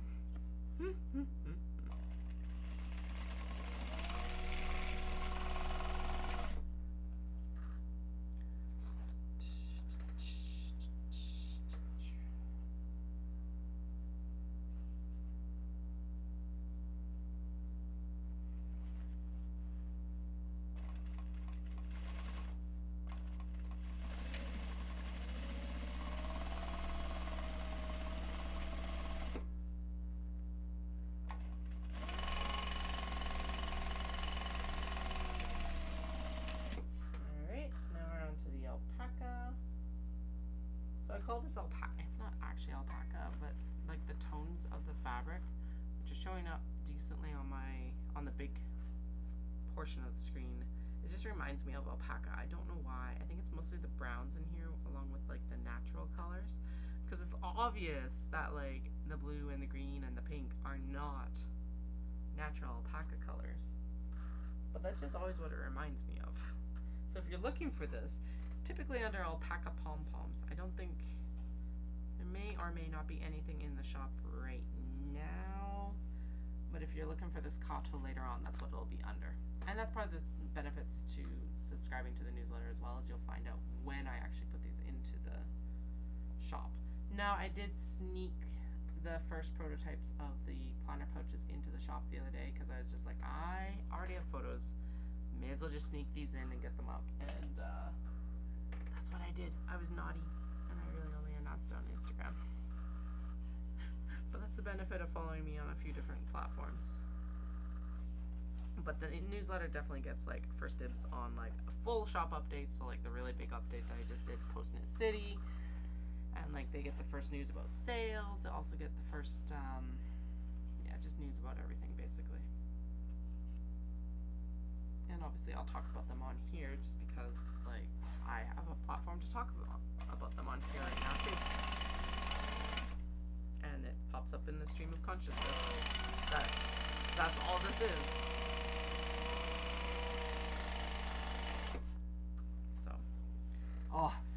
So we of course follow basically food vloggers from Japan, and Dallas just sent me a video last night of like a curry place in Kobe, which is about I think it's an hour to an hour and a half outside Osaka. So I've only been there like once, and not a very good exploration at that. Oh no, I've been to Kobe twice. Right, we saw a friend there on a trip. Anyway, that's really neither here nor there. But Dal sent me a video of this food blogger that's in Japan, and he's doing ranking all the restaurants in a food plaza in Kobe, Japan. Something like 80 restaurants. All these videos that I talk about are in the videos that I talk about in live playlist, and I will add this. It's just a short, it's not very long. Anyway, but he was at a curry place, and all it made me think of is this. It's a tiny little hole in the wall across from Kansai Gaidai. Kansai Gaidai was the university I attended in Japan when I was there. And it's just like the hands down, at least the last time we went, the absolute number one best curry I've ever had. It's absolutely amazing.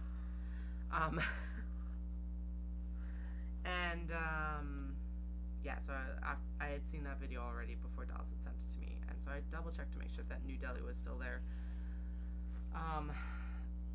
Because I've been daydreaming about New Delhi for years now. So if you're just going in for like a fabric trip, because you could be like, Katie, why didn't you go last November when you went? You had the opportunity if you've been daydreaming about it. But the problem is that last year I was there for 4.5 days, and Hirakashi is like not on the main routes unless you're taking the Keihan line, and the Keihan line doesn't actually have access to Kyoto Station. Keihan line is a private line, not a public line, that runs kind of parallel but not exactly along with the JR line. And since I was only there for 4.5 days, I just didn't have the time, like physically didn't have the time to get to Hirakashi, unfortunately. So I've told Dallas that is the number one stop outside of fabric shopping when we're in Japan this trip. So I will for sure make sure to take video if they allow it and show you nan larger than your face, because that's kind of their claim to fame. And their nan is huge. It's probably about 50 centimeters across. You should take a tape measure and measure it, and then that could be the like clickbait title. It's like nan bigger than your face. How am I going to manage this without the kids being in the video? I don't know. We'll figure it out. We can sit at a different table. We'll sit with Dallas, I guess. I don't know how we'll do this. I'll figure it out. But 100% that needs to be...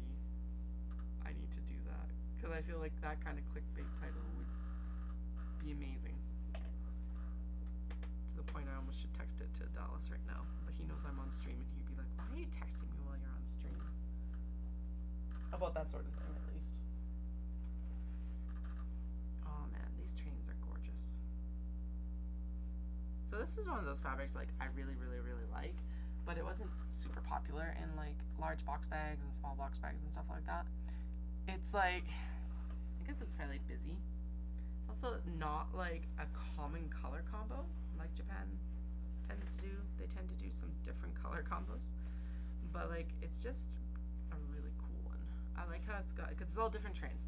I love trains, even if I don't know a lot about them. But it's like, it's got the like a steam train all the way through the Shinkansen. Different like train station signs, different like actual trains that are still running, not just bullet trains.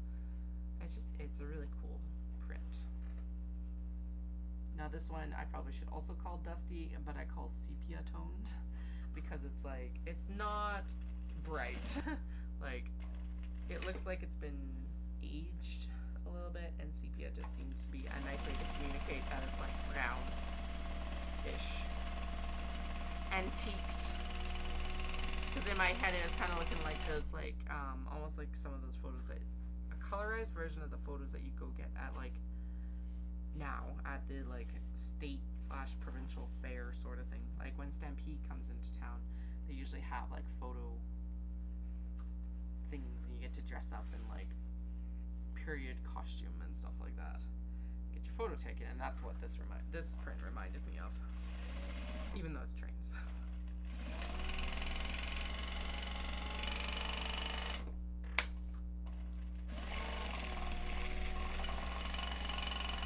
I need to figure out how to tighten this up.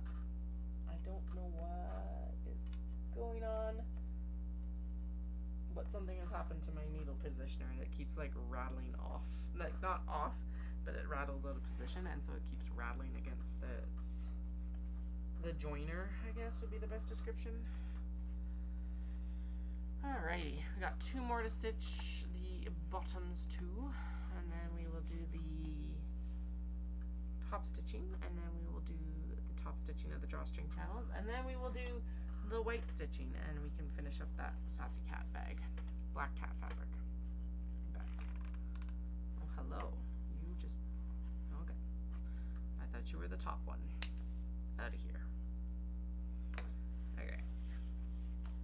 So we're gonna put this one so that the gray kitty cats are upright. What will that make them? Upright. Excellent. Then we'll make the other one so that kitty cats are down. This, there. This one didn't like going through the steam press, so I might need a bit of a cleanup afterwards.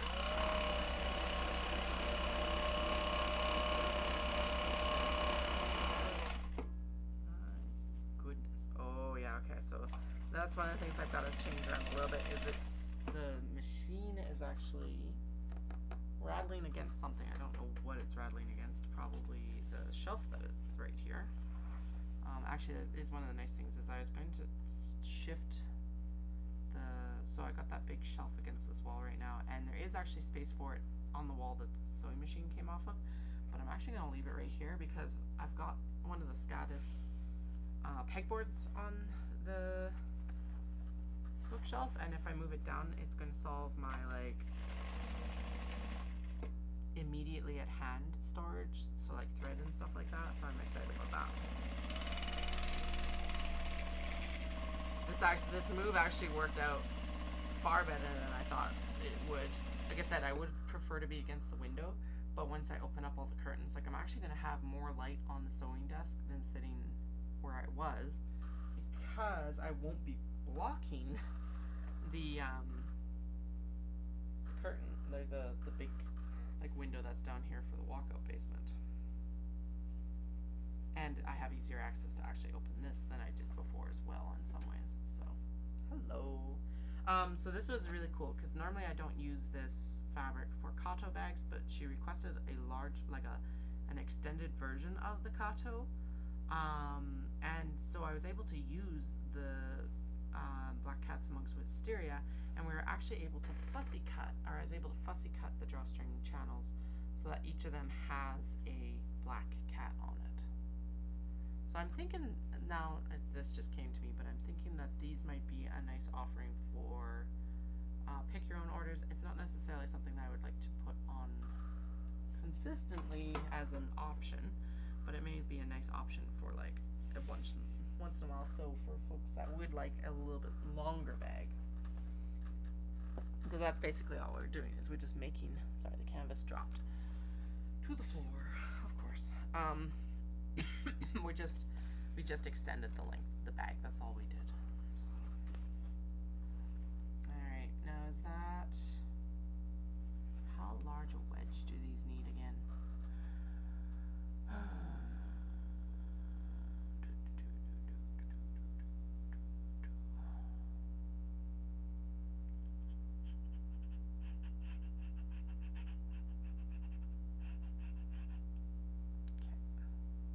Still, I think.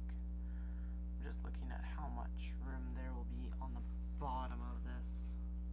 I probably should have cut it 1 inch larger. But that would have made a weird. How wide is this?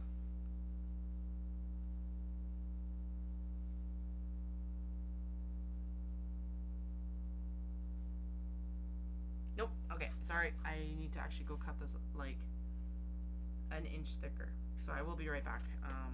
Yeah, because just looking at it, it's basically all what would happen is it would all be taken up by the actual like wedge, and then you would still have your bag sitting on the ground and getting dirty and not being able to wash it because of the leather.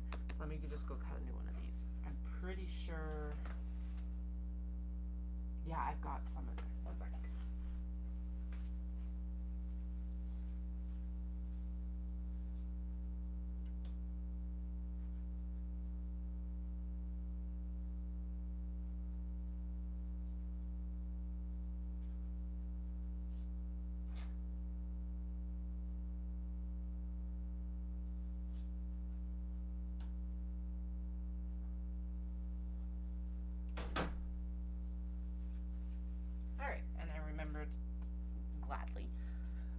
bookmarks are cooled down. So we've got the bookmarks to top stitch as well. The only thing is, it's like, which camera do I show these to? Because it is really dark up there. So I gotta figure out how to get the ring light plugged in so that there's some light coming from that direction so you can see it on the camera.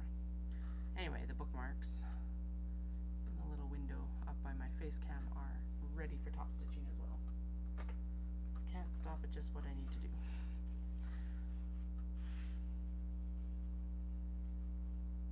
Okay. So these are that wide, and I think we need it at least that wide. I'm just going to sew on what would normally be the kato depth, and then we're going to, yeah, then we'll trim it down. I think that's the best way to do this. She wanted it the same height as a big bag, but the width and construction of a kato bag. So I don't want to make it too much larger, but I don't want to make it too small either, and blah blah blah. So let's just try and get this balanced properly.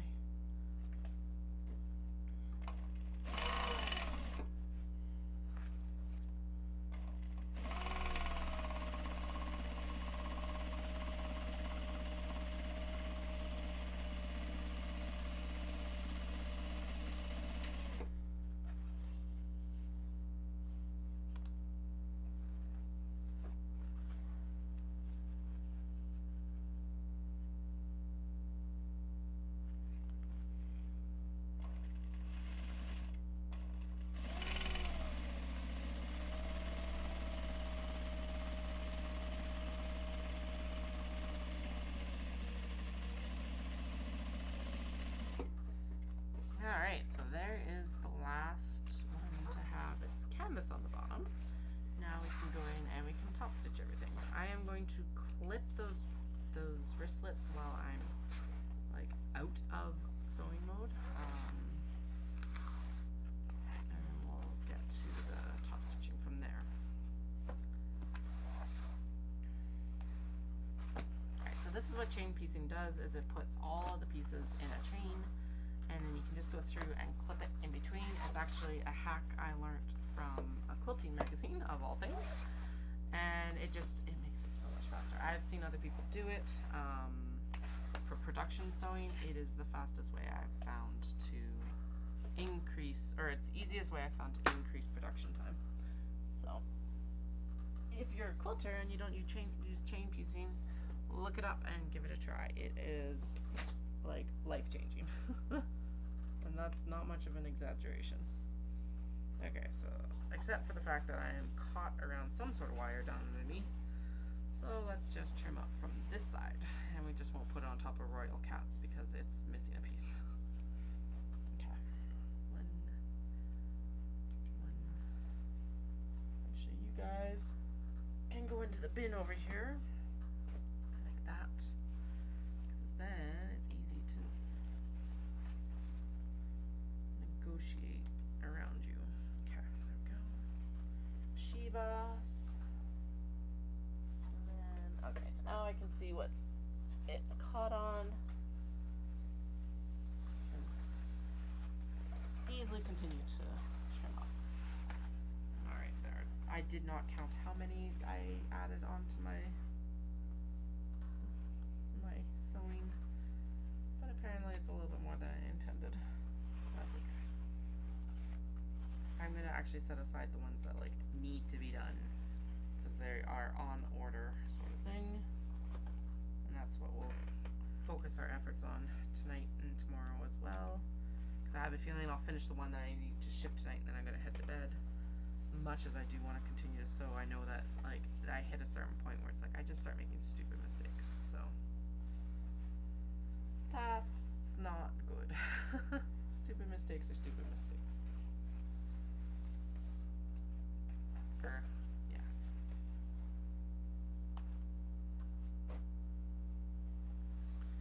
Alright, there we go. Black Cats and Cosmetics on Dusty Aqua, not Saddened Aqua. Cats and Vintage Cosmetic Containers. Black Cats, obviously, on black. Alright, and then there is Royal Cat on the other end here. Okay, sweet. So, oh, Hi. Yeah. Right in the middle there, aren't you? There you go. Down, and then these guys, which was the other one. We got the black cat and wisteria fens, and all the cats on ivory that need to be done. And we are going to, we're just going to do these wristlets quick because why not? They'll be quick. Take our seam roller to it, actually, that might help. Actually, yeah, we'll do these guys, and we'll also do the bookmarks just for, I guess, shits and giggles. I don't know. Because I can. I'm the master of my own destiny, kind of. Okay. Just need to make sure that it is not wider than my hardware, which means I need that little itty bitty ruler that was here. It's like, where did it go? I know it's here somewhere. And we are decent, not good. Not good enough. There we go. Maybe that'll work. Looks like it's gonna work. Just snug it up right there. Then we're gonna clip.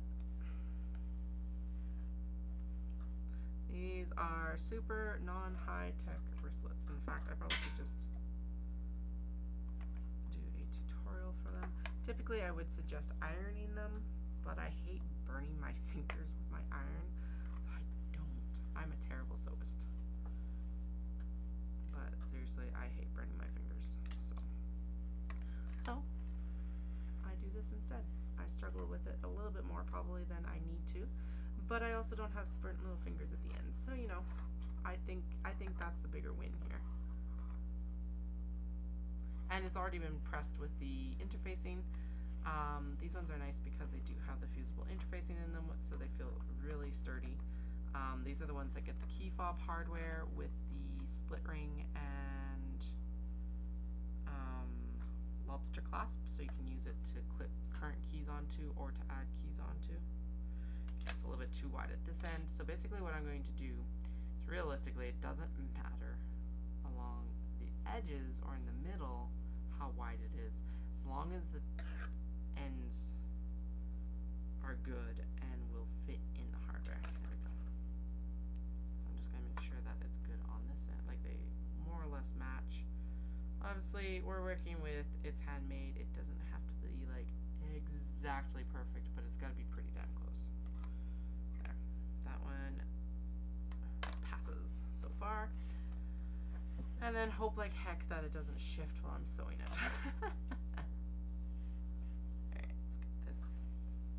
Pressed like that.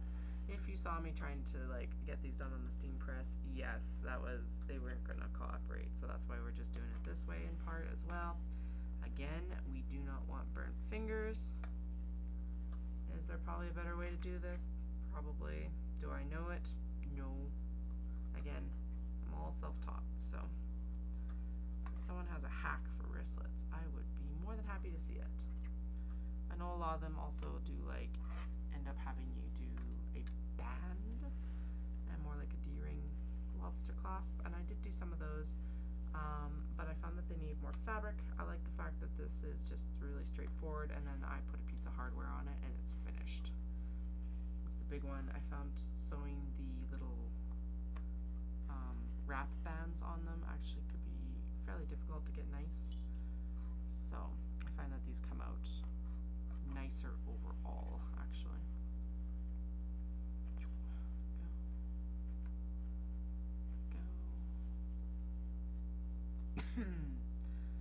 Alright, there we go. And there we go. And let's see. Make sure. Yeah, we're good on this end. Okay. And then we're going to throw this underneath and top stitch it right away, because why not? We're also going to do the bookmarks, because again, may as well while I'm out of bag sewing. These are the little things that I want to add more of in for like the Christmas shows that I have this year, and so this is just a good opportunity to do them.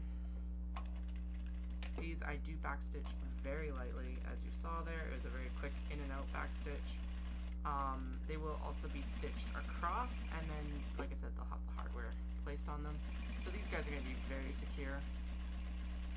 I have seen people use fray check on them, and I might add a little bit to some of them, especially where it's like then maybe not quite within the, like they're just outside the hardware. Probably when they got pressed into the hardware, to be honest, you know. Because there's a little bit of scooch factor there with fabric. It is not a well-behaved beastie. Fabric, like yarn, is a very wild thing. Alright, there we go. Now typically I would chain piece more, but since we're just going to be doing these two, I'm just going to stitch these two. And then one of the hacks I keep hearing for stuff like this, especially like straps, because these do curl a little bit, is we're going to actually stitch it the same direction. And that's supposed to help with the curling. I can also set this under something heavy and that'll help with the curling as well. Which actually is what I think we'll try with these ones. Obviously the cotton linen blend has a little bit more of a mind of its own than just straight cotton. I also can't remember which direction I sewed this one, so we're just going on a wing and a prayer. Oh boy. Alright, let's go. Nope, something, the bobbin thread broke there for some reason. Okay. I probably overstitched my chain stitch just a tick too far. Anyway, there is a nice first one. Oh my goodness, yeah, I definitely need to get that ring light plugged in. And then we'll sew it together here in a second. Alright, what happened here? Snarled.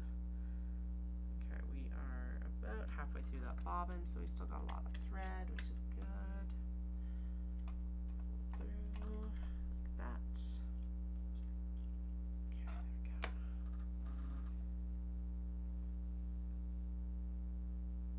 Okay. There we go. That was the way I was thinking it would need to be stitched, so that's what we'll do.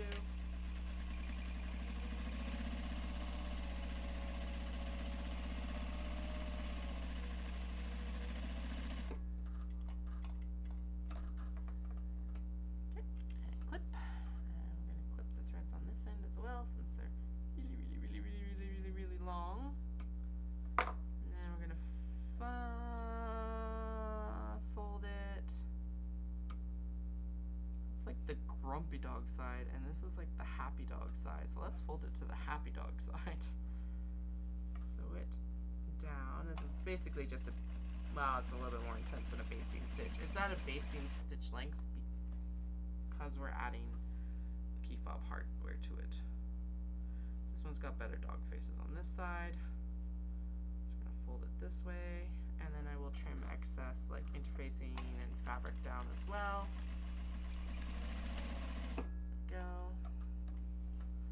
All nice and tacked down at least. Okay. I'm gonna trim it up, and then we will actually, and then these will go into key fob hardware sometime later this week. Who knows when? Probably Friday. Because that's when kiddos are in full care again.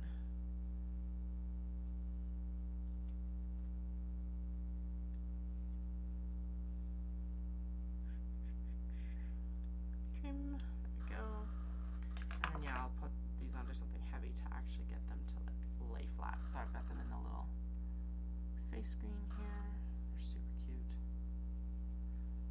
And those are actually the same length, which is awesome because they're all a little bit different lengths a lot of the times. Oh, it's upside down, but they are actually directional. So there's the non-upside down view. But they're super cute. Happy with that. Alright, so on to the top stitching, at least for the bags, the custom order bags. And I think, well, no, we're going to do all the top stitching so I don't have to change threads constantly. That's right. So we're going to go back in and chain piece these again, and then we're going to sew any black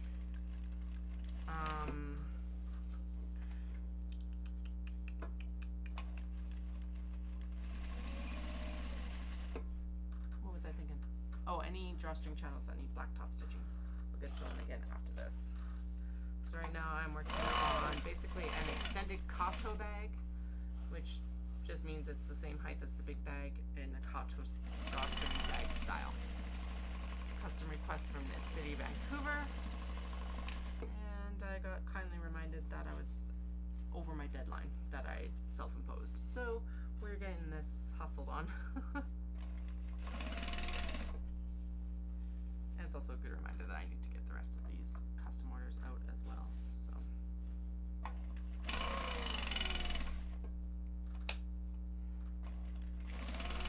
like, what is the rattling so bad? But it's the needle synchronizer that I don't even have working right now. Alright.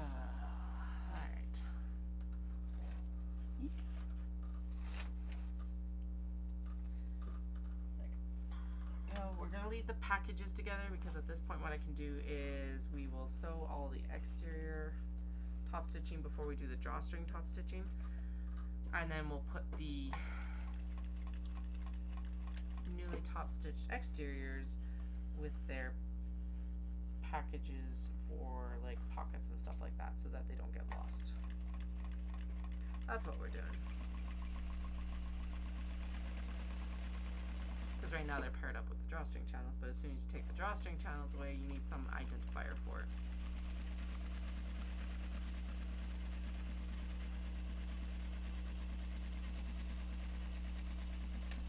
I know that sounds slightly extremely nitpicky, but it's like when you put this much effort into making sure that linings and pockets are like at least somewhat complementary, you want to make sure that you're not spending more time trying to find what you'd planned for each bag, basically. Hey, Clean Blonde.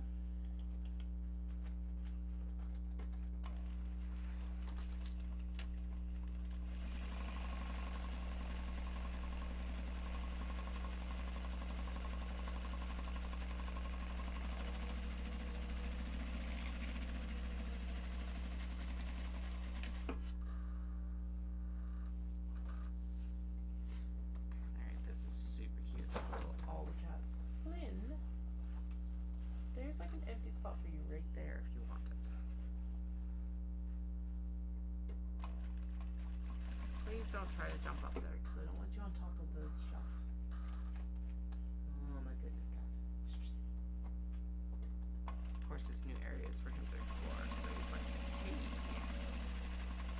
I'm gonna get on top of this because I can.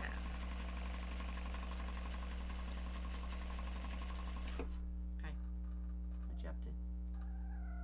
Yeah, causing mischief and worse.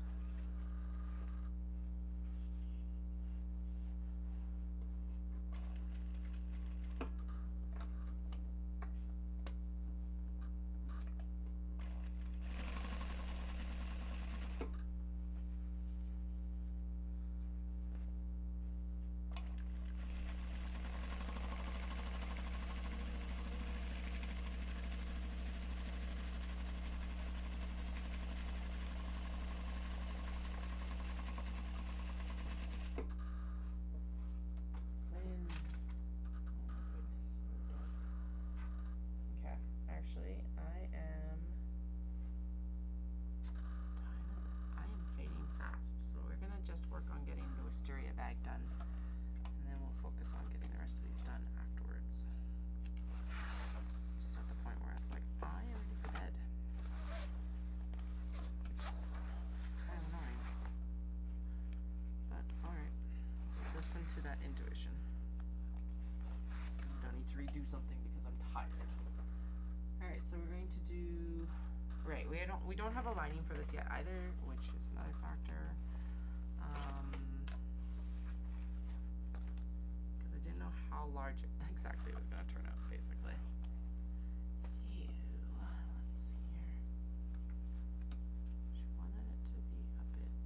She wanted it to be a big bag size. We're definitely over that right now. We're also going to lose a half inch, like, seam allowance, all the seam allowances, that, and then we're gonna lose that. So honestly, if we did it from here, okay, yeah, we only have to take a little bit off. off the bottom. Not bad. Alright. We're going to do that right now.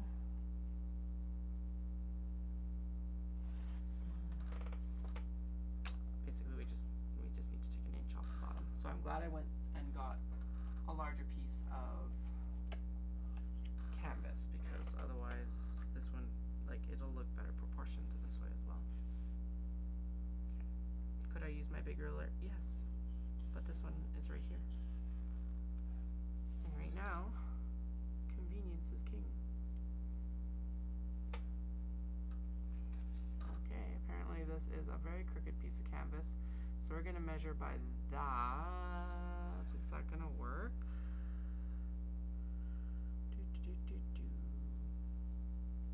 Yes. Yeah, okay, sweet. It kind of swoops up towards the back of the desk here that I'm working towards. So we'll just kind of jave off and try to square it up as best we can. Yeah, there we go. That looks good. Like that. All right.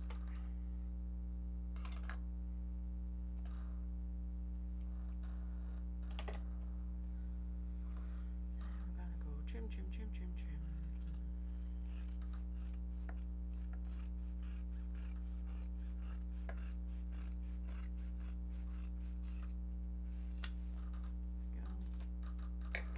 And yes, there's a hook there, but we'll trim it down again once I seam it, because that'll help hold it in place. I'm going to do the normal seam allowance. Should I have cut the wedge before I did this? 100%. Did I? No. We'll cut the wedge after, it's fine. Ugh. Just more pain to do now than it was then, and honestly that is a basting stitch, so we gotta restitch it anyway. Katie, you know better. I know better. Some days, not all days. Okay. No, yo, that's not good for you.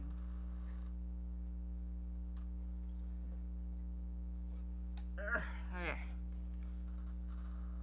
so we need to be that far out. And this far up. Oh yeah, I'm glad I added some extra canvas. Because otherwise it would have been all absorbed by this wedge that we're going to cut out right now. And I just realized we can also go through and actually sew this whole thing. Or no, we need to take it back and cut lining. That's right. Lining.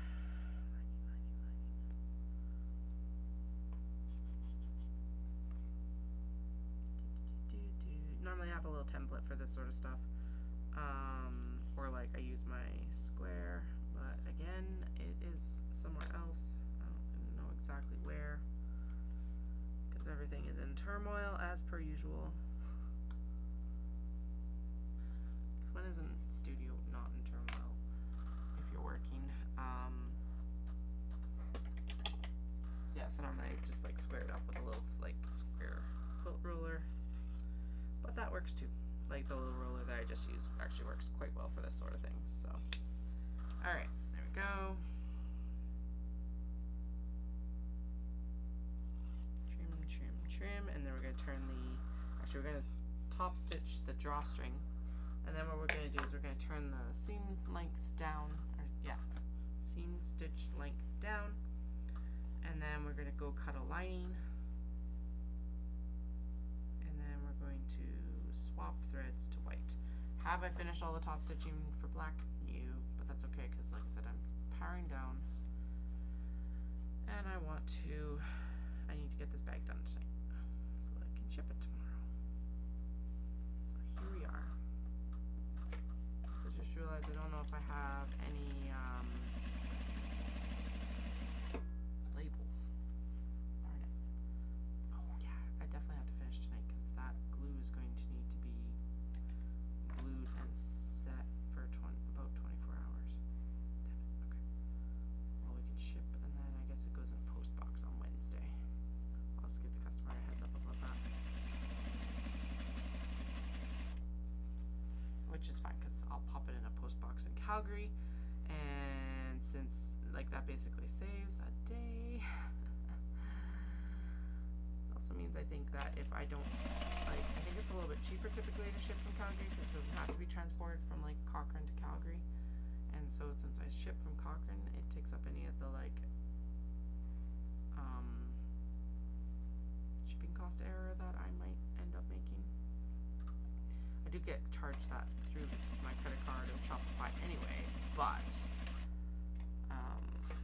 yeah, it's just an extra added layer of protection in some ways.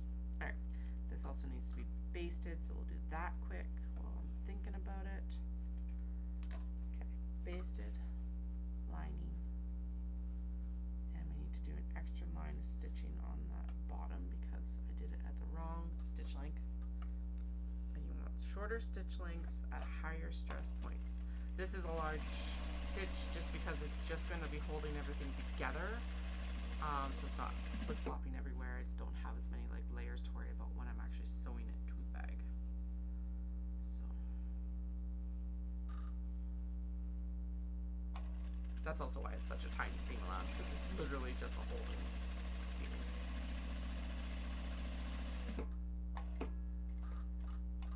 There we go.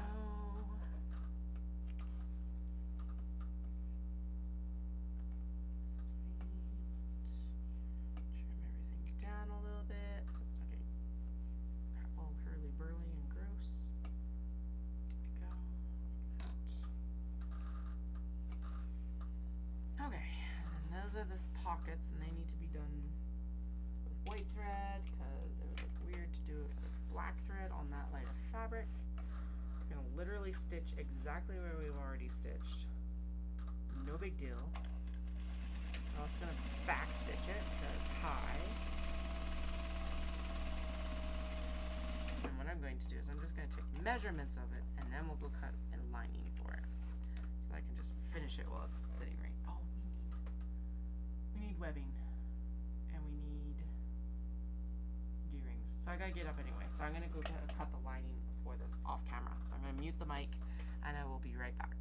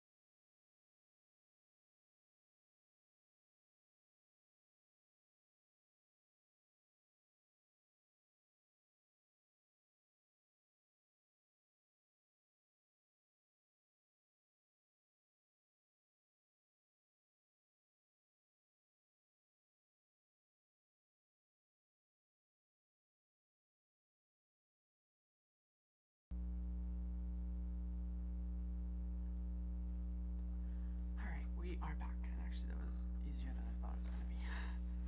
Just literally laid it out and cut it. So we've got a nice white lining, and then we're going to get a, I'm going to put the batik on there in a minute. Oh, we need webbing and D-rings. Okay, 1 second. Katie, don't keep forgetting things, right? Right.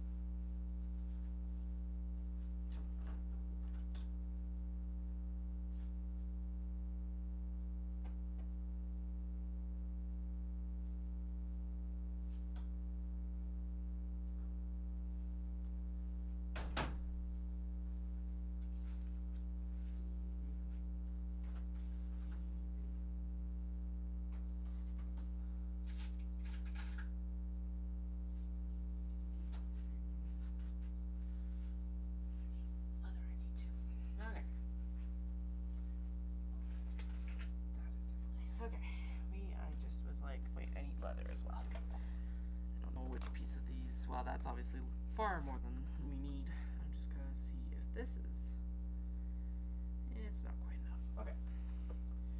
This bag is getting gold D-rings. And then if I were actually cutting all of these, if I was cutting all the webbing straps for everything, I would be using my heat knife. But since I'm only cutting like 2 for one bag, I'm only going to use I'm just going to use the lighter, which is fine. Basically, it's gonna seal everything up so that, wait, that's not enough. Nope. Not quite enough webbing. It's got to be the longer. I think it's gonna be this much. Just like, wait, that's not enough for the. Okay. And if you fold it in half. Oh, I knew how much I needed for this before, but apparently I have lost my mind. Okay, that is enough.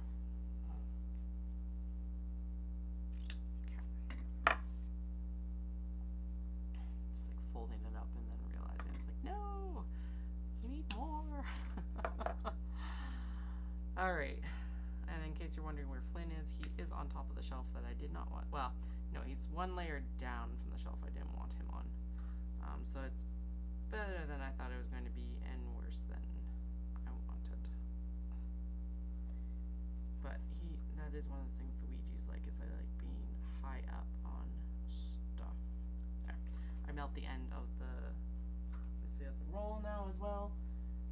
That seals it off so that I can, it doesn't unravel while it's sitting on the shelf. Alright, it's cooled down. Pull it back up. And I just pin it. And I'm going to keep this out because we will cut the rest of them here in the next few days. Okay, and so it's not much point in putting it back. Anyway, these are the D-ring tabs, and then they go in for the Kato. And for obviously for this one, since it's Kato style, just extended.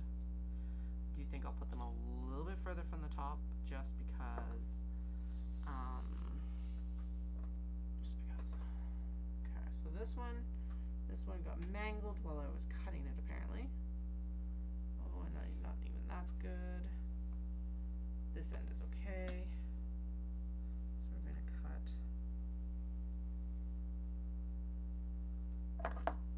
this. So this is genuine leather. I just find it adds a really nice touch. And yeah. Alright, there we go. Trim down the other side. Just remembered I need to textile something.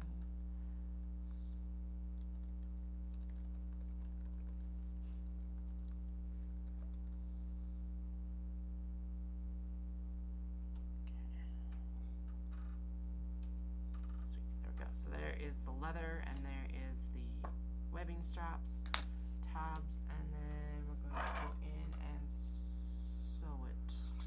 So I'm going to put this an extra ½ inch further down than I normally do on these bags, just because I think that that's going to better balance the extra length of it, I hope. Let's see. I don't know. That feels right. That feels like the right proportion based on like what I've seen with the other one.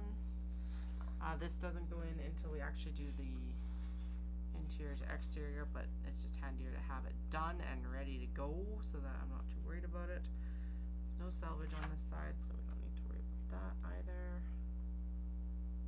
Flip it. And then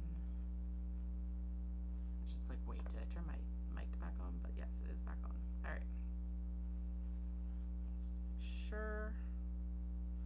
No, it's still got to scoot down a little bit. Okay. So typically I do square up based on the fabric on whatever side, and this is fighting me because it's not on the desk. So let's move it to the desk, and that will be less fight, more making. All right.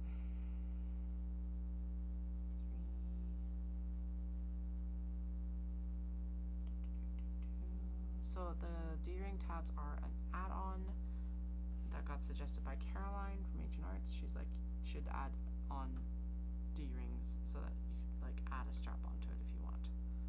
And I was like, done. That's a fantastic idea. So now they all get strap connectors so that you can actually make it into more of a purse if you want as well.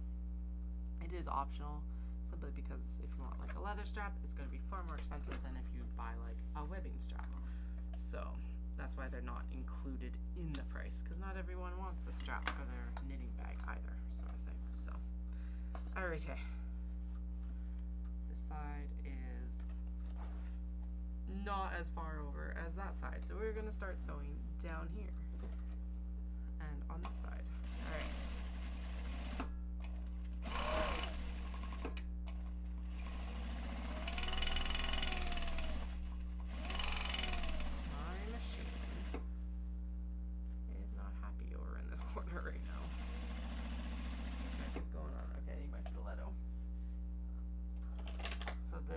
Wondering, Katie, why don't you just have two seam rippers? But the thing is, well, you could use the seam ripper for this too, but the stiletto, you pull it out and you can actually use it basically as a third hand. So because I need to keep this webbing in place now, but I don't want my fingers that close to the needle, it's high, I can use the stiletto to basically hold it, and I can get really close to the needle and foot and not actually disrupt my sewing like I would if I ran over my finger. Alright, now we are going to sew it this direction here. Basically I'm just pulling the clip out and then taking my stiletto and I'm placing it on the webbing to hold it down. That's all we're doing. We're going back for back stitch so that there's extra stitching on that high stress point. And then I do the same with the canvas because I'm like, why not? It's a seam transition, and then I'm going to make sure that these are lined up a little bit better on this corner because apparently they're not. There we go. And that is the exterior of this bag sewn, mostly. The drawstring and stuff gets added when I actually do the, when I end up doing the interior to exterior. So that will be later, but we're going to work as hard as we can to get this done.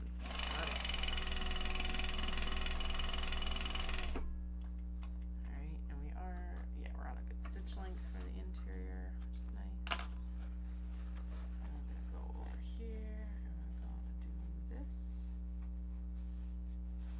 So to make my seams nice, I nest the seams, which means that one seam goes one selvage goes, or seam allowance goes one way and the other seam allowance goes another way. It's another trick I picked up when I was reading a knitting or quilting magazine. And this bag is going to be, oh, it's so good already, and it's not even finished yet. Yes. Excellent.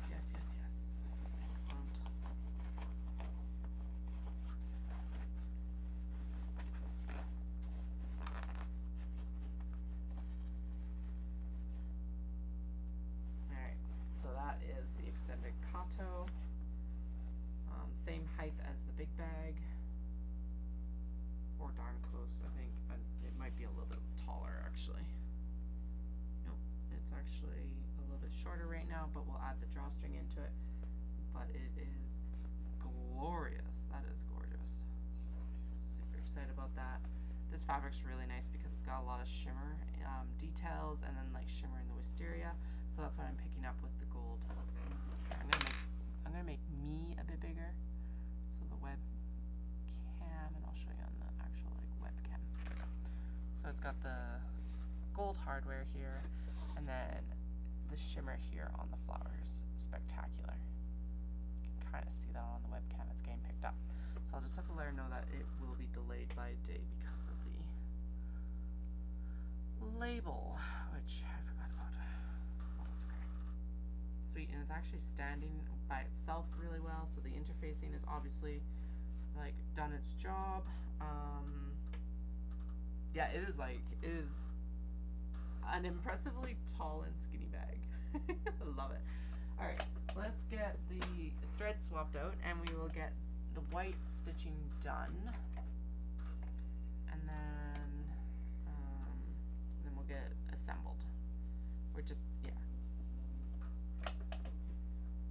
Sweet. This is actually this short part because it's like the work for this one was in the customization of it and like the thought that had to go behind that customization as well. So now we're kind of on the home stretch, as it were. Okay, that got quite a bit of fluff in it for the short amount of time that's actually been in there. So we're just gonna clean it up again. Get the fuzz out. There we go, all good. And then the bobbin goes in and around and through and down. And now I gotta find my white thread.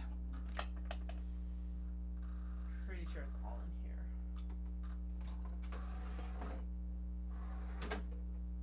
Hello. Okay, there's no white thread in there right now. Where's all the white thread? There it is. It's over on the other desk. 1 second.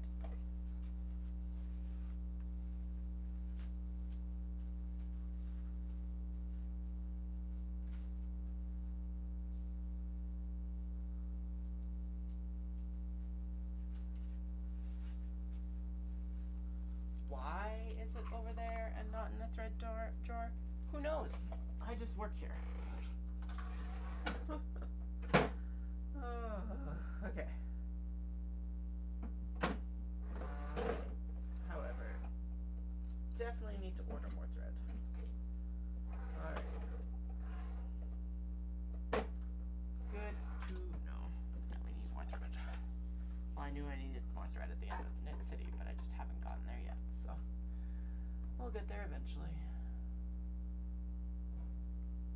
But yeah, if you're sewing at any amount, get yourself a cone holder for your domestic machine even, and buy your thread from Wawak or Cleaner Supply, because my goodness, is it so much better of a price. It's ridiculous. So, like, insanely better. Okay, I need to move the lamp so I can actually thread this beastie.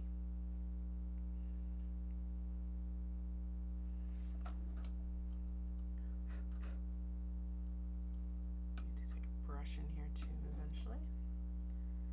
Clean everything up a little bit more than it is right now. And I probably need to clean out the actual bobbin, like, cabinet or whatever it's called underneath. Alright, there we go. Through, pull out the bobbin thread.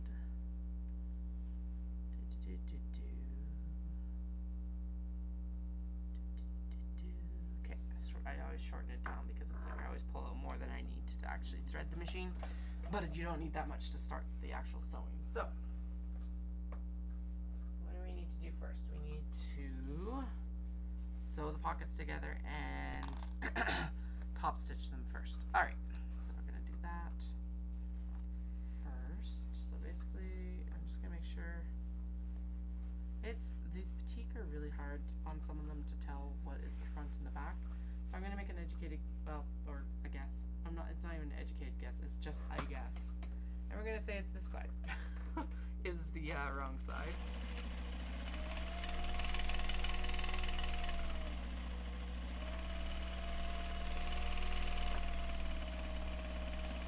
Except the bobbin thread got angry there, so let's see what's up and why it gathered. Awesome. Not really. Okay, let's snip here.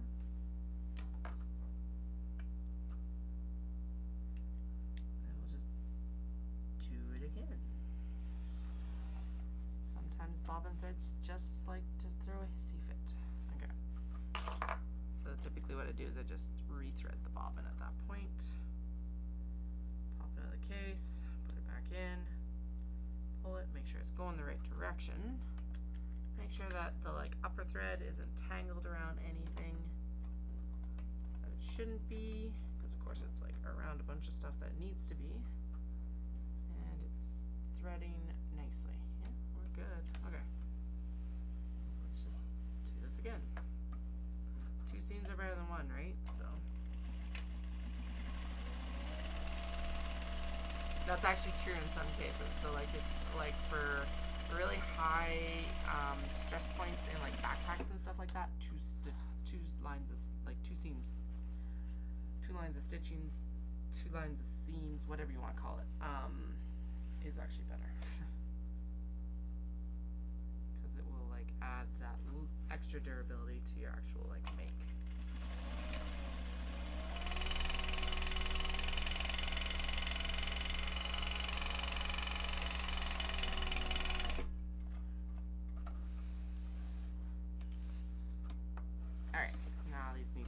Stitched, and then we'll wedge the interior and we'll place these in the interior, and then sew the interior, and then we'll assemble the interior and exterior together. Go. Can I iron these? Yes. Will I? No.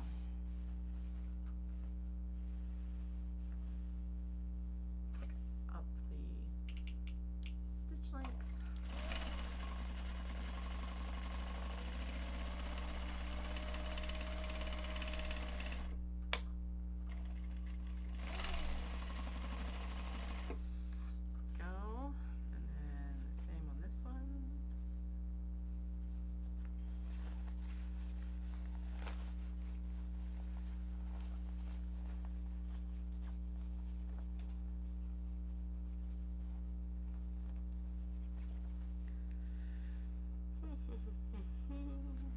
Goodness, I am ready for bed.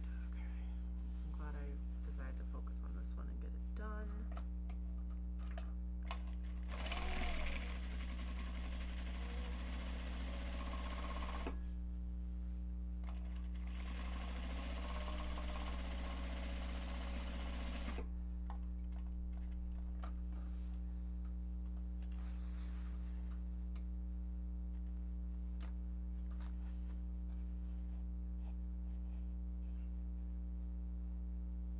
So now what I'm going to do is I'll shorten the length of the stitches to actually sew it into the bag so that the actual pocket stitches that are holding it in place in the bag are stronger.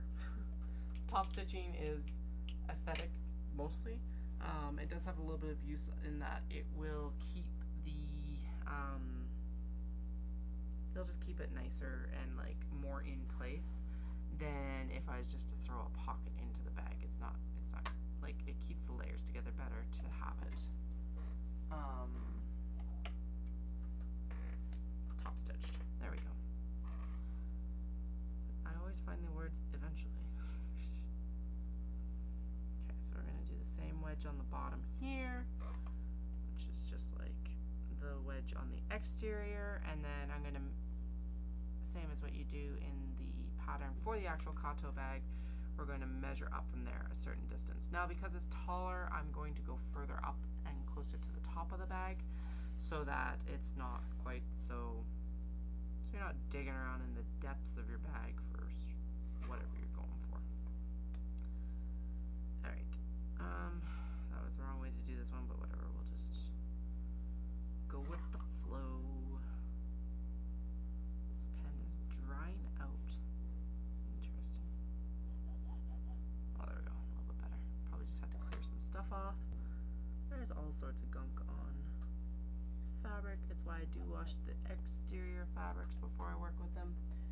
I don't wash the interiors. I should, but I don't because it's like 15 meters on a bolt, and I'm just like, that would be a lot of water and a lot of soap. I don't know if my washing machine would handle 15 meters. I'd probably have to go to like a commercial machine or laundromat. If they would even allow you to do that, I don't know. And then like ironing that when it came back would be an actual nightmare, I think. Okay, so we're going to do the very scientific thing of eyeball. I think that looks good. Like, yeah, and it's probably about the length or the amount that I was gonna put it up anyway. Yeah, okay, we're gonna scoot it up to match what I was thinking, which is there. It was like maybe an 1/8 to 1/4 of an inch extra, and then there, and now we're going to stitch across it on the bottom for the first one. And actually, I'm gonna scoot it this way a little bit because this batik here has this really cool purple color on it. I want a little bit more of that showcased in this bag. There we go. I know that the wisteria are pink and everything like that, but like that is just too special to miss. Okay, now I gotta scoot it down a little bit more again, like that. Good. Make sure, yeah, we're good on this side, and then we'll lift these two. And yes, I will trim that side down before I do much work, but for now we're gonna leave it there because I don't know why. Across we go.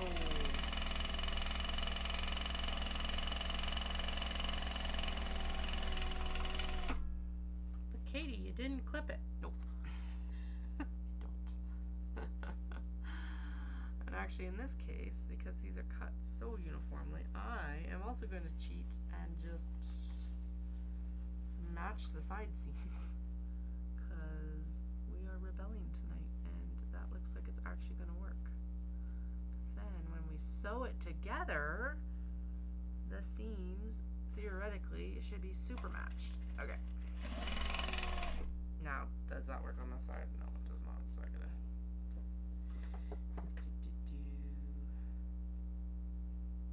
that's straight.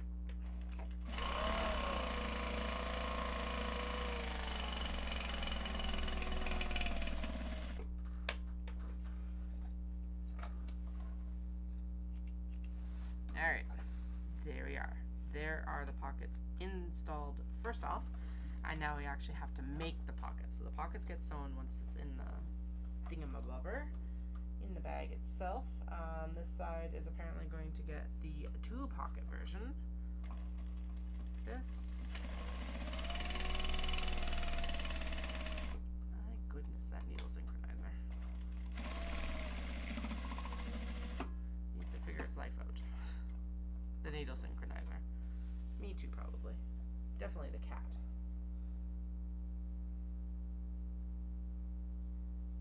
And again, could I go in here with a ruler and do the line and all of that? Yes, but what I'm actually checking underneath here is the measurement for the bag, because I know what the measurement is and where the pockets need to be placed. And so working back from that, I'm just able to sew. And realistically, my lines are typically straight enough. They're straight enough of the time that I don't worry about bringing out the ruler and being super, super exact. So, alright, I'm going to trim all these threads down like that. And in here, and just make sure that there's nothing too crazy on the back. No, we're good. Oh, that one's a little bit long. There we go. Okay, and then this will get trimmed down here. I will leave a little bit of excess, because we can always trim down again once we get the everything sewn, like the interior actually sewn together.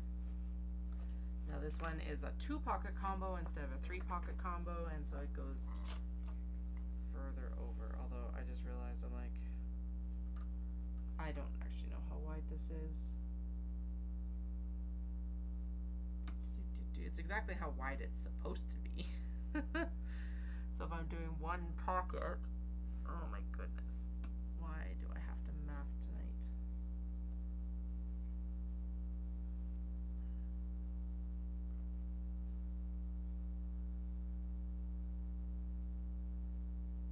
Okay, I got it. There we go. I knew it was one of 2 numbers, but I couldn't remember which number it was, because again, being away from the sewing machine and not making this specific bag for a while, it doesn't help you with the mathing of it. Alright, there we go, but it does look friggin' spectacular. I love how this batik sews up. Okay. Save, chip, Trim, trim, trim. That is a little bit too large, so we will trim that down a little bit too. Not too far though. Again, we'll trim it down once we've done the seam allowances. And that is what's next, is we're going to go all the way around, sew it together. So basically what I'm doing here is I'm going to match the bottoms up, and in this case I will clip the bottom just because it's a lot of fabric. I do typically try to match it up this direction because I don't know why I do it that way. But I was finding better success in it, partly because it is so much weight on the fabric. I think it's kind of like, don't hang your sweaters to dry if you don't want them to stretch out. There. And I'm just gonna kind of massage everything. Like, that's what I'm pretty much doing. So I'm just gonna kind of. There's a few lines that I try to intersect the best. Pockets being one of them, because they are part of the large visual cue in your bag, and so if they're really far off, it's not going to work. For some reason, this is all super wonky now. Okay, there we go. Even though I clipped it at the bottom, it's all like, nope. Okay. So those pockets will line up perfectly, but that's okay. Line up at some point somewhere. We're good. Come on. Shimmy down. There we go. Okay. So they're lined up at the bottom. They're lined up at the top. Get under the machine before they move. Now it's crooked. It was straight before. Okay. There we go. Seam allowance. Seriously, sometimes creating in this studio is utter chaos. You've been listening to my live streams for a bit. Chaos. I don't know if I would have it any other way.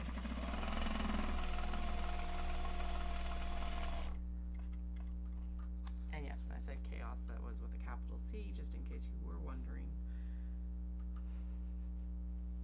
Random capital C. Chaos. But I think chaos is pretty much should always be capitalized, because it always feels like it deserves a capital C. So.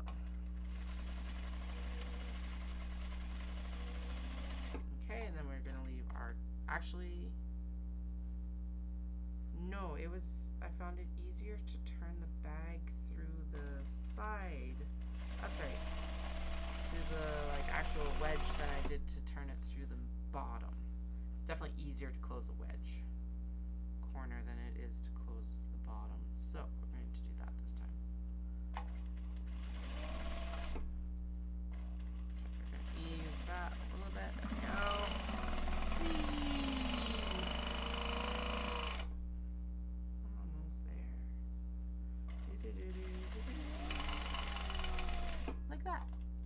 We've done it. So there is the interior almost done. As I just said, we're going to leave one wedge open. We're going to close one wedge up because I find it easier to turn the bag through the wedge than I do through the bottom. Well, no, that's a lie. No, it's not a lie. But what I find easier about doing it this way and turning it through the wedge is that it's definitely easier for me to close the wedge after I've turned it. There we go. That's where I'm getting to. Alright, we're going to trim down the pockets here. That's why I like having a little bit of extra fabric though, because then you've got if you need to shimmy stuff around a little bit, you got a little bit of wiggle room. All those scraps are going to my friend. She does amigurumi, and so she said that she'll take them to stuff her amigurumi with. Which is awesome because I'm still drowning in scraps. Okay, we're on the home stretch here, folks. We're gonna clip this up here, because first things first, we need to put the leather handle on.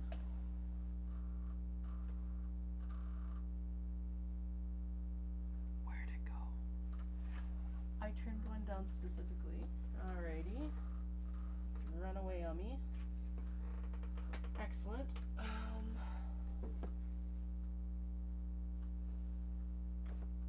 Pop it up here maybe.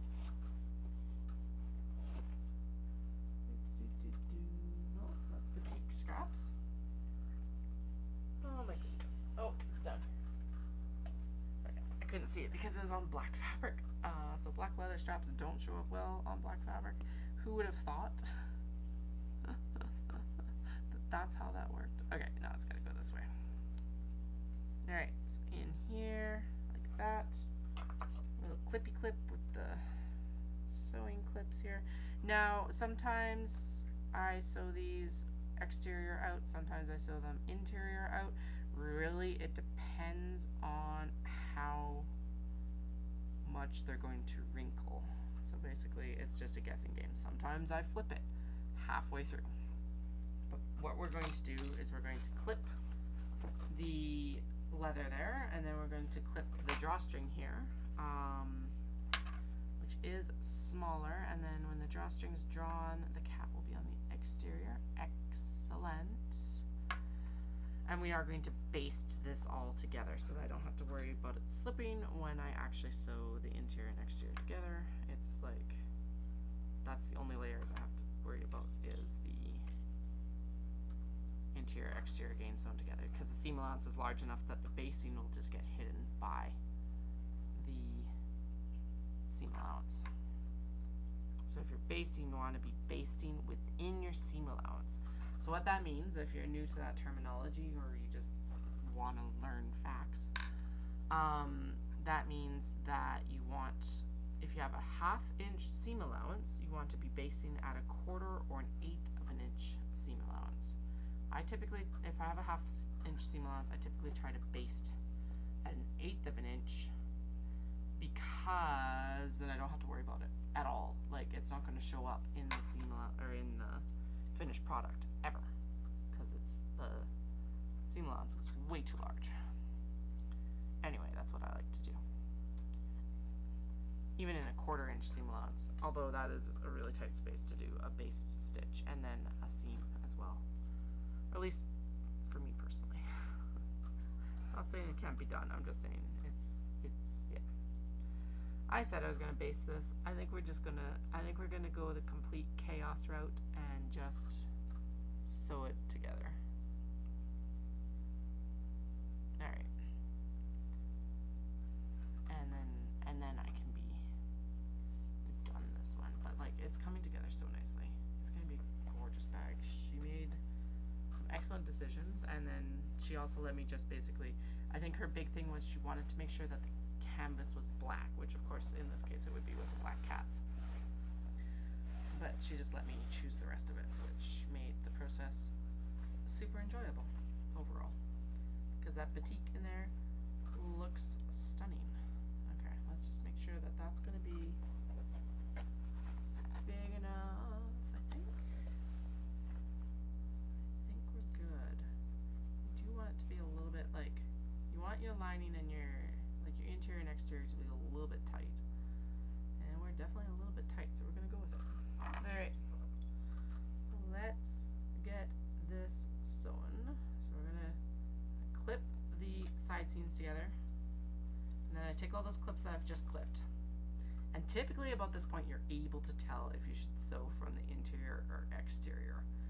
This case, I can't tell yet. We'll clip it and then we'll see where we're going.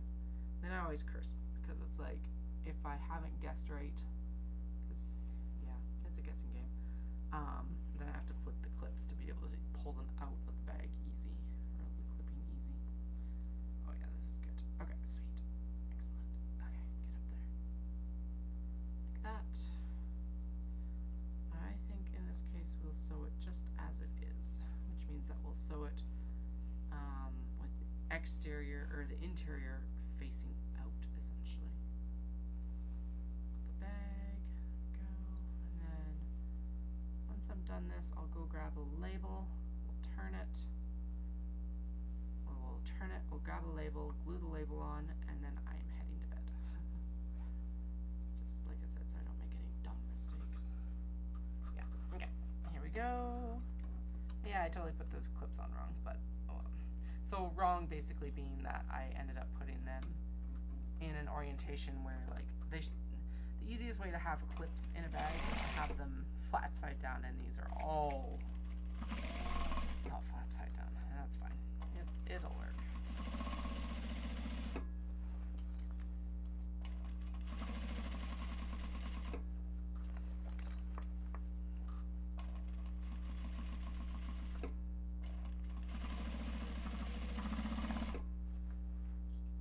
is one of the times I wish I had like a cylinder sewing machine.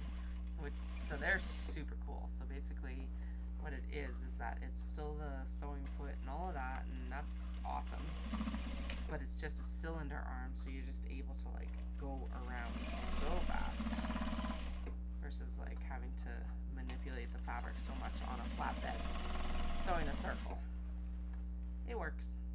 You make it work, but a cylinder sewing machine, pretty amazing machine to look at when you're doing drop-in linings like this consistently. Alright, oh right, we got one more top stitch line to do as well, so we will do that in a moment once we turn this. So we've got the opening that we had from the wedge. Like I said, the pattern actually calls for you to leave an opening in the bottom of the bag, but I find this just as easy and easier to close as well. So to each their own. If you're just starting out sewing, I would always suggest following the pattern first and then making up your rules later. Oh yeah, no, that is such a gorgeous bag. Sweet, so that all came together very well. Sometimes it can be hard to tell when you're working, especially when you're doing like a custom work. But like that is spectacular, and it's like standing really well, so the interfacing is doing its job. The pockets are at a good depth, so they're not too high up. I'll show them on the webcam here. So like they're in there, they're nice and deep, but they're not like, you're not digging around at the bottom of your bag for your stuff. Yeah, no, I'm pleased with how that came together. Sweet. Okay, so we're gonna close up the seam here because I don't see any defects. So like the drawstring channel got caught all the way around, it's not folded underneath. The lining and the interior and exterior are all together. There is no flaws along the side over the webbing. Leather's in there good. Oh, I do need to trim the leather down before I close it. So now, because I still have to top stitch over top of it, if I was to top stitch over how much leather was in there, it would make it all, it wouldn't work. So I just trim this down into, again, basically where the top stitch seam allowance is going to be, which is about 1/8 of an inch. And that's something that gets done on all the Kato bags as well, just so it's not like warbly there, because the leather is already quite stiff. And like realistically, this pattern is written for like webbing. I use the leather because I prefer the look of it and the access as well. Although you wouldn't have that big problem with like if you were to use webbing either. Alright, stitch this closed. Like that.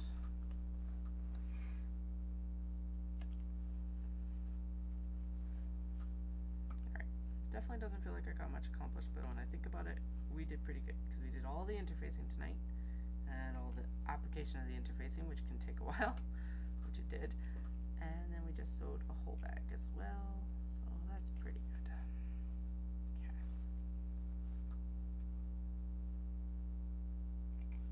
Also would explain a little bit why I am mentally tired as well as physically tired. Well, the physical tired makes sense for the run. Oh, the pink on this is spectacular because it's like, I don't know, every time I see these I see something different, and I knew there was pink on this, but like the pink against this like aqua and the ivory and sassy cat, black cat is, yeah, it's just so good. Alright, so we throw it back underneath to do a round of top stitching as well. Like I said, at about that 1/8 of an inch mark. Yes, I backstitch my top stitching for hold. There's a few ways you can finish it. You can finish it with a knot, but in this case I find that the back stitching is usually fine, although the fact that I started on a cat may not be. We'll match it up and it'll all be good. Alright, just put around.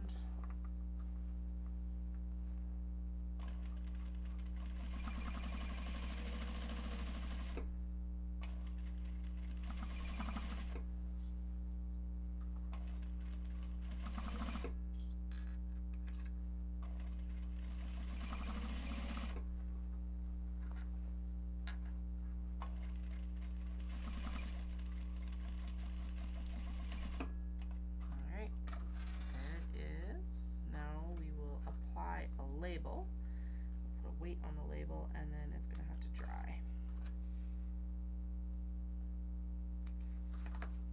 Okay, go. Now this one I am going to take the lighter and just kind of singe off those clipped ends, just a tick. Just get rid of them. See ya.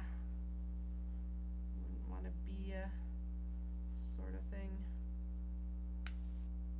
I do have a Zippo for this, but I haven't refilled it recently, so I need to get on that. All right, I've got glue here. I just need a label. I hope I have one with my logo on it already. I'll be right back with it, hopefully.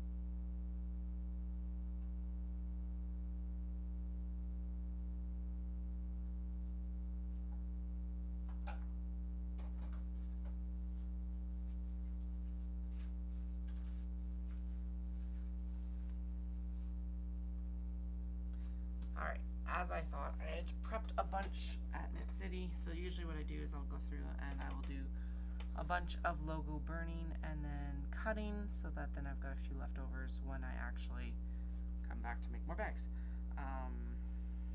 Mostly for situations like this, actually, where it's just kind of like, okay, I need a tag and I need it now. I'll need to, there's not very many over there though, so I am definitely going to need to do a restock very rapidly here.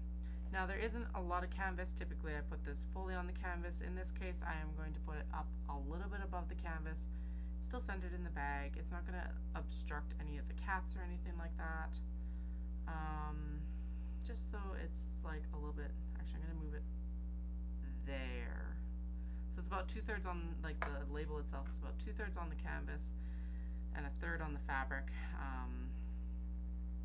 Just so it's not constantly like getting folded up and pressed against the ground and collecting who knows what and creating an extra like layer of ick on the bottom of the bag. Now I do probably saturate these with too much glue, but I find that better than not enough because sometimes they're not the most cooperative getting glued down.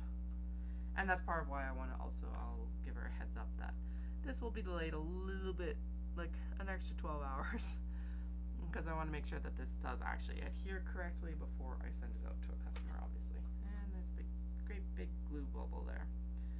Alright, well that's why you don't put it upside down. Alright, what do I have for weight? The webbing roll will work quite well, I think. It's a little bit of mlick on the side there, so we'll just kind of make sure that everything that we want is squished out. It's actually not that heavy, but it's better than everything else here. So there we go. We'll pop the glue bottle on top of it, and actually just this fabric. All right, we are going to call it quits there because I am ready for bed. I don't want to make stupid mistakes because I'm tired. So I hope you guys all have a fantastic night. Thank you so much for joining me, and I will be back on this week in the evenings once the kids are in bed. I'm going to tell you that because then I will actually do it instead of kind of like, oh, should I go downstairs or not? No, I'll come on and I'll be streaming. It may only be an hour to an hour and a half most nights, and it will be quite late probably. But I'll be here. So I hope you guys all have a fantastic week or day, and I'll chat with you soon. Thank you so much for joining me, and yeah, talk to you later.